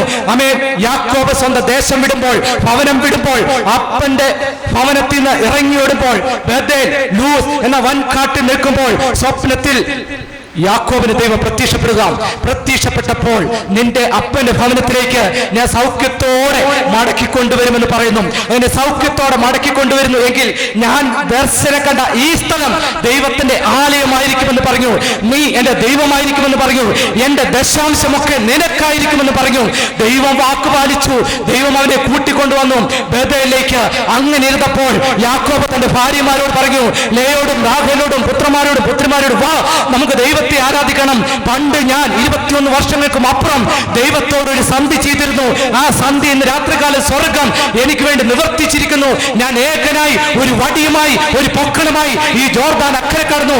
ഇപ്പോഴും ഞാൻ വൻ കൂട്ടമായി സമ്പത്ത് മേൽക്കൊണ്ട് മടങ്ങി വന്നിരിക്കുന്നു. ആകെയാ നമുക്ക് ദൈവത്തെ പോയി ആരാധിക്കാമെന്ന് പറഞ്ഞു. അങ്ങനെ ആരാധിക്കാനായിട്ട് ഭാര്യമാര് വന്നു, പുത്രന്മാര് വന്നു, പുത്രിമാര് വന്നു. 35-ാം അധ്യായത്തിൽ 7-ാം വാക്യത്തിലേക്ക് ചെല്ലുമ്പോൾ അവർ തങ്ങളെ തന്നെ വിശുദ്ധീകരിച്ചു. തങ്ങളുടെ വസ്ത്രമലക്കി തങ്ങളുടെ ഇടയിൽ നിന്ന് ദേവന്മാരെയൊക്കെയും മാറ്റി കാതുകളിലെ കുണുക്കുകൾ മറ്റും കാര്യങ്ങളൊക്കെ കരിവേലകത്തിന് കീഴിൽ കുഴിച്ചിട്ടു. അങ്ങനെയാണ് ഇതിനൊരു ചോദ്യം. യാക്കോബിനോട്, യാക്കോബേ, അങ്ങ് വേറിട്ട തനിച്ചു പാർക്കുന്ന ദൈവത്തിന്റെ ജനമാണല്ലോ. ദൈവത്തിന്റെ ജനമെന്ന നിലയിൽ അങ്ങ് കുളിച്ചു വിശുദ്ധിയുടെ അനുഭവത്തിലേക്ക് വന്നു. അങ്ങനെയാണെങ്കിൽ അങ്ങ് എങ്ങനെയാ വിഗ്രഹങ്ങളെ അങ്ങയുടെ ഇടയിൽ നിന്ന് നീക്കിയത്? അങ്ങയുടെ വചനത്തിൽ ഇങ്ങനെയാണല്ലോ പറയുന്നത്, വിഗ്രഹങ്ങളെ നീക്കി കാതിലെ കുണുക്കുകൾ ഊരി കരിവേലത്തിന് കീഴിൽ കുഴിച്ചിട്ടിട്ട് പോയി ആരാധിച്ചു. അങ്ങനെയാണെങ്കിൽ ആരാധിക്കുന്നവന്റെ ഒരു വിശുദ്ധി വേണമല്ലോ. അങ്ങനെയാണെങ്കിൽ യാക്കോബിനോട് ചോദ്യം, അങ്ങേക്കെങ്ങനെ വിഗ്രഹങ്ങൾ വന്നു? അങ്ങ് ആരുടെ മകനാം? ഇസ്ഹാക്കിന്റെ മകനാം. അങ്ങ് ആരുടെ മകനാം? അബ്രഹാമിന്റെ കൊച്ചുമകനാം. കൽദയരുടെ പട്ടണമായി ഊരിൽ നിന്നും വിഗ്രഹങ്ങളുടെ നാടിനോട് ഗുഡ് ബൈ പറഞ്ഞ് ഇറങ്ങി പുറപ്പെട്ട വിശ്വസ്തനായ ഭക്തന്റെ കൊച്ചുമകൻ എന്ന് പറഞ്ഞാൽ യഹോവയിൽ വിശ്വസിച്ചു, നീതിയായി അവന് കണക്കിട്ടു എന്ന് പറഞ്ഞ വിശ്വാസികളുടെ പിതാവായ അബ്രഹാമിന്റെ കൊച്ചുമകന്റെ കയ്യിൽ എങ്ങനെ വന്നു വിഗ്രഹം? 27-ാം അധ്യായത്തിലേക്ക് വിടിച്ചെല്ലുമ്പോൾ വായിച്ചാൽ മതി. വിഗ്രഹം ഉണ്ടോ എന്ന് ചോദിച്ചാൽ ലാബാൻ കയറി വന്നപ്പോൾ അവിടെ നോക്കിയപ്പോൾ ഒന്നും കണ്ടില്ല എന്ന് പറഞ്ഞാൽ ജാതികളുടെ കൂട്ടത്തിലിരുന്ന ലാബാൻ കയറി വന്നപ്പോൾ അവിടെ ഒന്നും കണ്ടില്ല. പക്ഷെ ലാബാൻ കാണാത്തത് യാക്കോബ് കണ്ടു. അങ്ങനെയാണെങ്കിൽ എന്താ കണ്ടത്? വേദ പണ്ഡിതന്മാരുടെ ഭാഷയെ പറഞ്ഞ യാക്കോബ് കണ്ടത് കല്ലുകൊണ്ടും മണ്ണുകൊണ്ടും തടി കൊണ്ട് കൊത്തി വാർത്തിയെടുത്ത വിഗ്രഹങ്ങളല്ല, മറിച്ച് വിഗ്രഹത്തിന്റെ ചില മാലിന്യങ്ങൾ എന്റെ ഭാര്യമാരുടെ ദേഹത്ത് കിടക്കുന്നു, എന്റെ പുത്രന്മാരുടെ ദേഹത്ത് കിടക്കുന്നു, എന്റെ പുത്രിമാരുടെ ദേഹത്ത് കിടക്കുന്നു. ആകയാൽ ആരാധിപ്പാൻ വരുന്ന ദൈവത്തിന്റെ ജനമായ എന്റെ ജനമേ, എന്റെ കുടുംബമേ, വിശുദ്ധനായ ദൈവത്തെയാണ് നീ ആരാധിക്കുന്നതെങ്കിൽ ഊരി മാറ്റി ദൈവത്തെ ആരാധിക്കാം. സ്തോത്രം. തനിച്ചു പാർക്കാൻ ആഗ്രഹിക്കുന്ന ദൈവത്തിന്റെ ജനമാണോ നീ എങ്കിൽ വിഗ്രഹത്തിന് ചില അടയാളങ്ങൾ നിന്റെ കാതിലുണ്ട്, നിന്റെ കഴുത്തിലുണ്ട്, നിന്റെ മൂക്കിലുണ്ട്, നിന്റെ കാതിലുണ്ട്, നിന്റെ കാലിലുണ്ട്, നിന്റെ ജീവിതത്തിൽ ചിലത് അടയാളമായിട്ട് സൂക്ഷിച്ചിട്ടുമുണ്ട്. അതിനെ അകറ്റുന്നു എങ്കിൽ നീ ബുദ്ധിയുള്ള മനുഷ്യനാണ്, വിശുദ്ധനായ കർത്താവിനെ അനുഗമിക്കുന്ന ജനമാണ്. വിഗ്രഹത്തോട് സന്ധിയില്ലാത്തവനാ. വിഗ്രഹത്തിന് ചില മാലിന്യങ്ങൾ ഇഷ്ടപ്പെട്ടാലും ഇഷ്ടപ്പെട്ടില്ലേലും വിളിച്ചു പറയാം. വിഗ്രഹത്തിന് ചില മാലിന്യങ്ങൾ അടയാളമായി സ്വീകരിക്കുന്ന കാലത്തോളം വിശ്വസ്തനായ കർത്താവിനെ അനുഗമിക്കുവാൻ നിനക്ക് സാധ്യമല്ല. അപ്പൊ നിങ്ങൾ ചോദിക്കും, ചെറുതല്ലേ, അതിനെന്താ കുഴപ്പം? ദൈവം വളരെ കർക്കശക്കാരനാണ്. സംഖ്യാപുസ്തകം 10 ചെന്നാൽ നാദാബും അബീഹുവും ചെറിയൊരു അജ്ഞാത്തി കത്തിച്ചുള്ളൂ, ചെറുതായിട്ടൊരു കത്തിനെ കത്തിച്ചുള്ളൂ. പക്ഷെ വലിയൊരു തീ പുറപ്പെട്ട് 2 ജീവനുകളെ കവർന്നെടുത്തു എന്ന് പറഞ്ഞാൽ വിഗ്രഹത്തിന്റെ ചില അടയാളങ്ങൾ ശരീരമാസകരം അണിഞ്ഞുകൊണ്ട് ദൈവത്തെ ആരാധിപ്പാൻ കടന്നു ചെന്നാൽ സ്വർഗം കണക്ക് ചോദിക്കുന്ന ഒരു ദിവസമുണ്ട്. നിന്റെ കരങ്ങൾ ബലപ്പെട്ടിരിക്കുമോ? അപ്പോൾ വിശുദ്ധരായ ദൈവത്തെ അനുഗമിക്കുവാൻ പുറപ്പെടുന്ന ജനം വിശുദ്ധിയിൽ ആരാധിക്കണം. ആരാധനയ്ക്ക് ഒരു വേർപാടുണ്ട്. സ്തോത്രം. അപ്പൊ വ്യത്യസ്തമായ പ്രമാണമുള്ള, വ്യത്യസ്തമായ ആരാധനയുള്ള വലിയൊരു ജനത്തെ നോക്കിക്കൊണ്ട് ബിലെയാം പറഞ്ഞത്, ഇതാ മോവാബിനോട് പറയുന്നു, ഇതാ തനിച്ചു പാർക്കുന്ന ഒരു ജനം ജാതികളുടെ കൂട്ടത്തിൽ എണ്ണപ്പെടുന്നതുമില്ല. 3, തനിച്ചു പാർക്കുന്ന ജനത്തിന് മറ്റൊരു പ്രത്യേകതയുണ്ട്, അവരുടെ സംസാരത്തിൽ ചില പ്രത്യേകതയുണ്ട്. എന്താണ് സംസാരത്തിന്റെ പ്രത്യേകത? എഫേസ്യർക്ക് എഴുതിയ ലേഖനം 5-ാം അധ്യായത്തിലേക്ക് ചെല്ലുമ്പോൾ അവിടെ ഇങ്ങനെയാണ് പറയുന്നത്, 5:4, വിശുദ്ധന്മാർക്ക് ഉചിതം ചീത്തത്തരം, പൊട്ടച്ചൊൽ, കളിവാക്ക് ഇവ ചേർച്ചയല്ലാത്തവ ആരുത് എന്ന് പറഞ്ഞാൽ ദൈവത്തിന്റെ മക്കളുടെ വായിൽ നിന്ന് ചേർച്ചയല്ലാത്തത് വരരുത് എന്ന് പറഞ്ഞാൽ പൊട്ടച്ചൊല്ലും കളിവാക്കും ചീത്തത്തരവും വായിൽ നിന്ന് പുറപ്പെടരുത്. മനസ്സിലാകുന്നു? വായിൽ നിന്ന് പുറപ്പെടുന്ന വാക്കുകൾ ദൈവസന്നിധിയിൽ ഉപ്പിനായി രുചി വരുത്തിയതായിരിക്കണം. ഉപ്പിന് രുചിയില്ലെങ്കിൽ അത് കാരമാണ്. മനസ്സിലാകുന്നോ? ഇന്ന് ചിലരുടെ സംസാരങ്ങൾ കേട്ട് കഴിഞ്ഞാൽ മനസ്സങ്ങ് തളർന്നു പോകും. ചിലരുടെ സംസാരങ്ങൾ കേട്ട് കഴിഞ്ഞാലോ നമ്മളങ്ങ് വിശ്വാസത്തിൽ വളരും. ഒരിക്കൽ ഒരു സഹോദരി, അതായത് ഒരു മകൻ ഒരു സഹോദരിയെ കുറിച്ച് അല്ലെങ്കിൽ അവരുടെ അമ്മയെ കുറിച്ച് പറഞ്ഞതാ. 44 വയസ്സുള്ള 2 മക്കളുടെ അപ്പൻ പറഞ്ഞത്, പാസ്റ്ററെ, എൻ്റെ അമ്മ നന്നായിട്ട് വചനം പ്രഘോഷിക്കുന്നവളാ, പാട്ട് പാടുന്നവളാ, പ്രാർത്ഥിക്കുന്നവളാ, പക്ഷേ വീട്ടിൽ വാ തുറന്ന എൻ്റെ ഹൃദയം കത്തുന്ന രീതിയിലാണ് സംസാരിക്കുന്നത്. പാസ്റ്റർ, എനിക്ക് 2 ആൻജിയോഗ്രാമാണ് കഴിഞ്ഞത്. ഫക്തയ പള്ളി വന്ന കണ്ട മാന്യമ, ഈ പറഞ്ഞ ഭാഷകളൊക്കെ ഉപയോഗിക്കുന്ന വ്യക്തിയാണെന്ന് പോലും പറയില്ല. ദൈവത്തിന്റെ വചനം പറയുന്നു, വായിൽ നിന്ന് പുറപ്പെടുന്ന വാക്ക്, മനുഷ്യൻ പറയുന്ന നിസ്സാര വാക്കിനും ന്യായവിധി ദിവസത്തെ കണക്ക് ബോധിപ്പിക്കേണ്ടി വരും എന്ന് പറയുക. സദൃശവാക്യത്തിൽ പറയുന്നത് എങ്ങനെയാ? നിന്റെ നാവിന്റെ അധികാരത്തിൽ ജീവനും മരണവും ഇരിക്കുന്നു. അപ്പോൾ വായിൽ നിന്ന് പുറപ്പെടുന്ന വാക്കുകൾ അത് വൃത്തിയുള്ളതായിരിക്കണം. മാതാപിതാക്കളും മക്കളും തമ്മിലുള്ള വാക്കുകൾ വൃത്തിയുള്ളതായിരിക്കണം. സഭാ വിശ്വാസികളും ശുശ്രൂഷകന്മാരും തമ്മിലുള്ള വാക്കുകൾ വൃത്തിയുള്ളതായിരിക്കണം. ചില വിശ്വാസികൾ ചില സംബോധനകളുണ്ട് ശുശ്രൂഷകന്മാരെ. അവൻ, എടാ, പോടാ, നീ ആരാടാ, നീ എങ്ങനെയാടാ. ദൈവത്താൽ വിളിക്കപ്പെട്ടവനാണെങ്കിൽ, ദൈവത്താൽ തെരഞ്ഞെടുക്കപ്പെട്ടവനാണെങ്കിൽ, ദൈവത്താൽ വേർതിരിക്കപ്പെട്ടവനാണെങ്കിൽ, ദൈവത്തിന്റെ അഭിഷേകത്തിന്റെ തൈലം ഉള്ളവനാണെങ്കിലും അവന്റെ മേൽ കൈവെക്കാനോ അവനെതിരെ നിന്ന് മത്സരിച്ച് സംസാരിക്കാനോ തനിച്ചു പാർക്കുന്ന ജനത്തിന് അധികാരമില്ല. കാരണം തനിച്ചു പാർക്കുന്ന ദൈവത്തിന്റെ ജനത്തിന്റെ വായിൽ നിന്ന് പുറപ്പെടുന്ന വാക്കുകൾ ഉപ്പിനാൽ രുചി വരുത്തിയതായിരിക്കണം. സംസാരം വളരെ വളരെ സൂക്ഷിക്കണം. ഇനി അവസാനം പറയുന്നു, ദൈവമക്കളുടെ വേഷം അല്ലെങ്കിൽ വസ്ത്രം അത് യോഗ്യമായിരിക്കണം. തനിച്ചു പാർക്കുന്ന ദൈവജനത്തിന്റെ പ്രത്യേകതയിൽ വേഷം ഒരു വലിയൊരു വിഷയമാണ്. അപ്പോസ്തലനായ പൗലോസ് പറയുന്നത്, സ്ത്രീകൾ സുബോധത്തോടുകൂടിയും മാന്യവുമായ വസ്ത്രം ധരിക്കണം. അപ്പോസ്തലനായ പത്രോസ് പറയുന്നു, നല്ല രീതിയിൽ മാന്യത പുലർത്തുന്ന വേഷവിധാനമായിരിക്കണം എന്ന് പറഞ്ഞാൽ അപ്പോസ്തലന്മാരായ പത്രോസും പൗലോസും വേഷവിധാനത്തെ കുറിച്ച് പറഞ്ഞത് മാന്യതയോടും സുബോധത്തോടും കൂടി വേണം വേഷം ധരിക്കാൻ. അത് ആണായിരുന്നാലും പെണ്ണായിരുന്നാലും എന്ന് പറഞ്ഞാൽ തനിച്ചു പാർക്കുന്ന ഇസ്രായേൽ ജനത്തോട് ദൈവം പറഞ്ഞത്, സ്ത്രീയുടെ വേഷം പുരുഷനോ പുരുഷന്റെ വേഷം സ്ത്രീയോ ധരിക്കരുത്, അവൻ യഹോവയുടെ സന്നിധിയിൽ ശപിക്കപ്പെട്ടവൻ. അങ്ങനെയാണെങ്കിൽ ഇന്ന് രാത്രികാലം വിളിച്ചു പറയട്ടെ, സഹോദരന്മാരോടാണേലും വേഷത്തിൽ ഒരു മാന്യത പുലർത്തണം, വേഷത്തിൽ ഒരു യോഗ്യത പുലർത്തണം, വേഷത്തിൽ ഒരു സുബോധം ഉണ്ടായിരിക്കണം. എന്താ സുബോധം? സുബോധം എന്ന് പറഞ്ഞാൽ ഞാൻ വേഷം ധരിക്കുന്ന നാടിനെ കുറിച്ച് അല്ലെങ്കിൽ ചുറ്റുപാടിനെ കുറിച്ച്, സാഹചര്യങ്ങളെ കുറിച്ച്, കാലഘട്ടത്തെ കുറിച്ച് ഒക്കെ ഒരു വകതിരിവുണ്ടാവണം ധരിക്കുന്ന വേഷത്തിന്. ഭക്തനാണോ അഭക്തനാണോ തിരിച്ചറിയുന്നത് വേഷത്തിലേക്ക് നോക്കിയാൽ മതി. അപ്പൊ ബാലക്കിന് ബലിയാം പറഞ്ഞത് പിടികിട്ടിയതിന്റെ കാരണം വരുന്ന ജനം മരുഭൂമിയിൽ നിന്ന് വേറിട്ട ജനമാം, വ്യത്യസ്തമായൊരു പ്രമാണം, വ്യത്യസ്തമായൊരു ആരാധന, വ്യത്യസ്തമായൊരു സംസാരം, വ്യത്യസ്തമായൊരു വേഷം. സ്തോത്രം. അപ്പൊ കർത്താവിനെ അനുഗമിക്കുന്ന വിശുദ്ധ ജനം, പാറമേൽ അടിസ്ഥാനമിടുന്ന ദൈവത്തിന്റെ ജനമാണെന്ന് വരികിൽ വിശുദ്ധിയിൽ വേണം അനുഗമിക്കുവാൻ.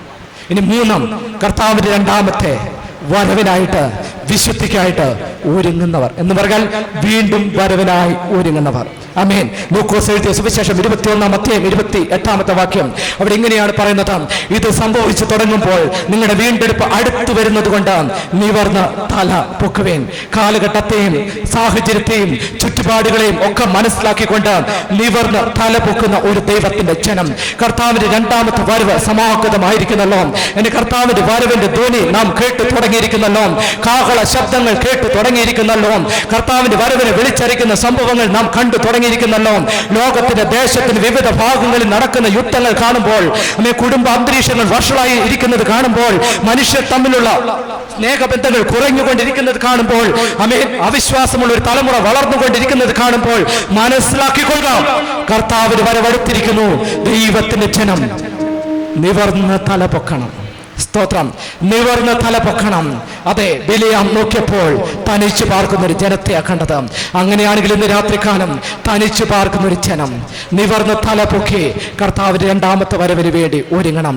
അമ്മേ, വാഗ്ദത്ത കനാന്റെ നാട്ടിലേക്ക് തനിച്ചു പാർക്കുന്ന ഒരു ജനം, വിശുദ്ധ ജനം, വീണ്ടെടുപ്പിനായി ഒരുങ്ങി കടന്നു പോയതുപോലെ സ്വർഗീയ സിയോനിലേക്ക് കടന്നു പോകുവാൻ ആഗ്രഹിക്കുന്ന ദൈവത്തിന്റെ ജനം, സ്വർഗീയ കനാനിലേക്ക് പ്രവേശിക്കുവാൻ ആഗ്രഹിക്കുന്ന ദൈവത്തിന്റെ ജനം കാലത്തെ മനസ്സിലാക്കുക, ചുറ്റുപാടുകളെ മനസ്സിലാക്കുക, സാഹചര്യങ്ങളെ മനസ്സിലാക്കുക. കർത്താവിന്റെ വരവിന്റെ സകല ലക്ഷണങ്ങളും കണ്ടു തുടങ്ങിയിരിക്കൊണ്ട് ഒരു വിശുദ്ധ ജീവിതം നയിക്കുക. അതെ, കൊരിന്ത്യർക്ക് എഴുതിയ 2-ാം ലേഖനം അതിന്റെ 5-ാം അധ്യായത്തിന്റെ 7-ാമത്തെ വാക്യം, 7-ാം അധ്യായത്തിന്റെ 1-ാമത്തെ വാക്യം അവിടെ ഇങ്ങനെ പറയുന്നു: ഈ വാഗ്ദത്തങ്ങളൊക്കെ നമുക്കുള്ളത് കൊണ്ട് ജഡത്തിലെയും ആത്മാവിലെയും സകല കന്മഷത്തെയും നീക്കി ദൈവത്തെ ഭയപ്പെട്ട് വിശുദ്ധിയെ തികച്ചുകൊള്ളുക. സ്തോത്രം. ഈ നാളുകളിൽ നമ്മെ തന്നെ വെടിപ്പാക്കിക്കൊണ്ട് ഒരു വിശുദ്ധ ജീവിതം നയിക്കുവാൻ സ്വർഗം നമ്മെ സഹായിക്കട്ടെ. ഈ സമയം ഗായക സംഘം ഒരു പാട്ട് പാടുമ്പോൾ സമർപ്പണത്തോടെ നമുക്ക് നമ്മളെ തന്നെ ദൈവകരങ്ങളിലേക്ക് ഏൽപ്പിക്കാം. കർത്താവേ, ഈ രാത്രി നമ്മളെ തന്നെ ഒന്ന് ശോധന ചെയ്താട്ടെ. ഞാൻ എവിടെയാ വീട് പണിതിരിക്കുന്നത്? പാറമേലാണോ മണലിലാണോ? പാറമേലാണെങ്കിൽ ഞാൻ ബുദ്ധിയുള്ള മനുഷ്യനായിരിക്കണം. പാറമേലാണ് അടിസ്ഥാനം ഇട്ടത് എങ്കിലും എന്റെ വിശ്വാസം ക്രിസ്തുവിൽ ഉറച്ചുള്ളതായിരിക്കണം. പാറമേലാണ് എന്ന് വരെങ്കിൽ ന്യായവിധി ദിവസത്തിൽ കണക്ക് ബോധിപ്പിക്കുമ്പോൾ എന്റെ കാര്യങ്ങൾ ബലപ്പെട്ടിരിക്കണം. അങ്ങനെയാണെങ്കിൽ ഇന്നുവരെ തങ്ങളുടെ ജീവിതത്തെ സമർപ്പിക്കപ്പെടാത്തവരെവിടെ ഉണ്ടെന്ന് വരികില്ല. പാറമേൽ അടിസ്ഥാനമിടുവാൻ, ക്രിസ്തുവിൽ അടിസ്ഥാനമിടുവാൻ, ക്രിസ്തുവിനെ അനുഗമിക്കുവാൻ സ്വർഗം ഒരുക്കി തരുന്ന നല്ല അവസരമാണ് ഈ രാത്രികാലം. അതെ, ഇതാ തനിച്ചു പാർക്കുന്ന ഒരു ജനം, ജാതികളുടെ കൂട്ടത്തിൽ എണ്ണപ്പെടുന്നതുമെല്ലാം തനിച്ചു പാർക്കുന്ന ഒരു ജനത്തിന് ഒരു പ്രത്യേകതയുണ്ട്. കർത്താവിന്റെ ഈ വചനങ്ങളൊക്കെ കേട്ട് അനുസരിക്കുന്നവനായിരിക്കും. തനിച്ചു പാർക്കുന്ന ജനം വിശുദ്ധിയിൽ കർത്താവിനെ അനുഗമിക്കുന്നവരായിരിക്കും. തനിച്ചു പാർക്കുന്ന ജനം കർത്താവിന്റെ വീണ്ടും വരവിനായി തങ്ങളെ തന്നെ ഒരുക്കുന്നവരായിരിക്കും. അങ്ങനെയാണെങ്കിൽ ഇന്ന് രാത്രികാലം ദൈവവചനത്തിന് മുമ്പാകെ നമ്മളെ തന്നെ സമർപ്പിക്കുന്ന പ്രിയപ്പെട്ടവരുണ്ട് എന്ന് വരികില്ല. സ്വസ്ഥാനങ്ങളിൽ നിന്ന് എഴുന്നേൽക്കാം. കേൾക്കപ്പെട്ട വചനം ദൈവമേ ഹൃദയത്തോട് സംസാരിക്കണമേ എന്ന് ആഗ്രഹിക്കുന്നു. എന്റെ ജീവിതത്തോട് സംസാരിക്കണമേ എന്ന് ആഗ്രഹിക്കുന്നു. എന്റെ കുടുംബത്തോട് സംസാരിക്കണമേ എന്ന് ആഗ്രഹിക്കുന്നു. എന്റെ സഭയോട് സംസാരിക്കണമേ എന്ന് ആഗ്രഹിക്കുന്നു.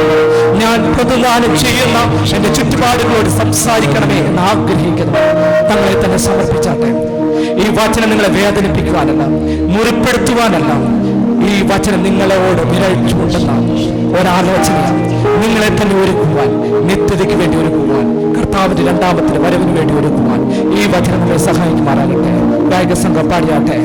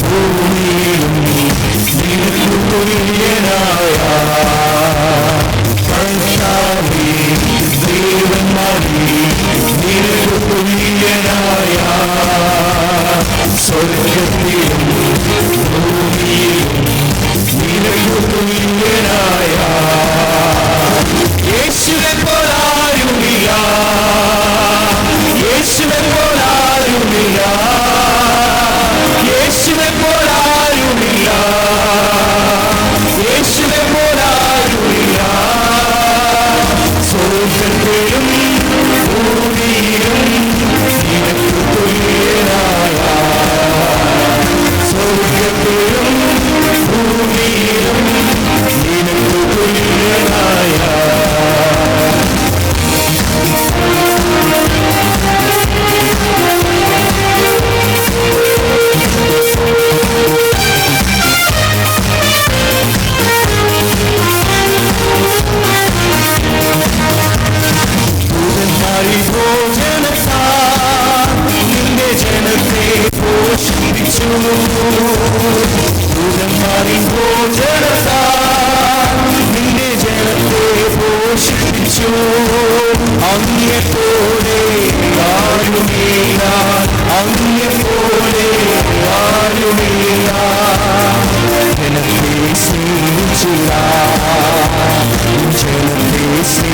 സാക്ഷിയാ യേശുവെ പോലാരുമില്ല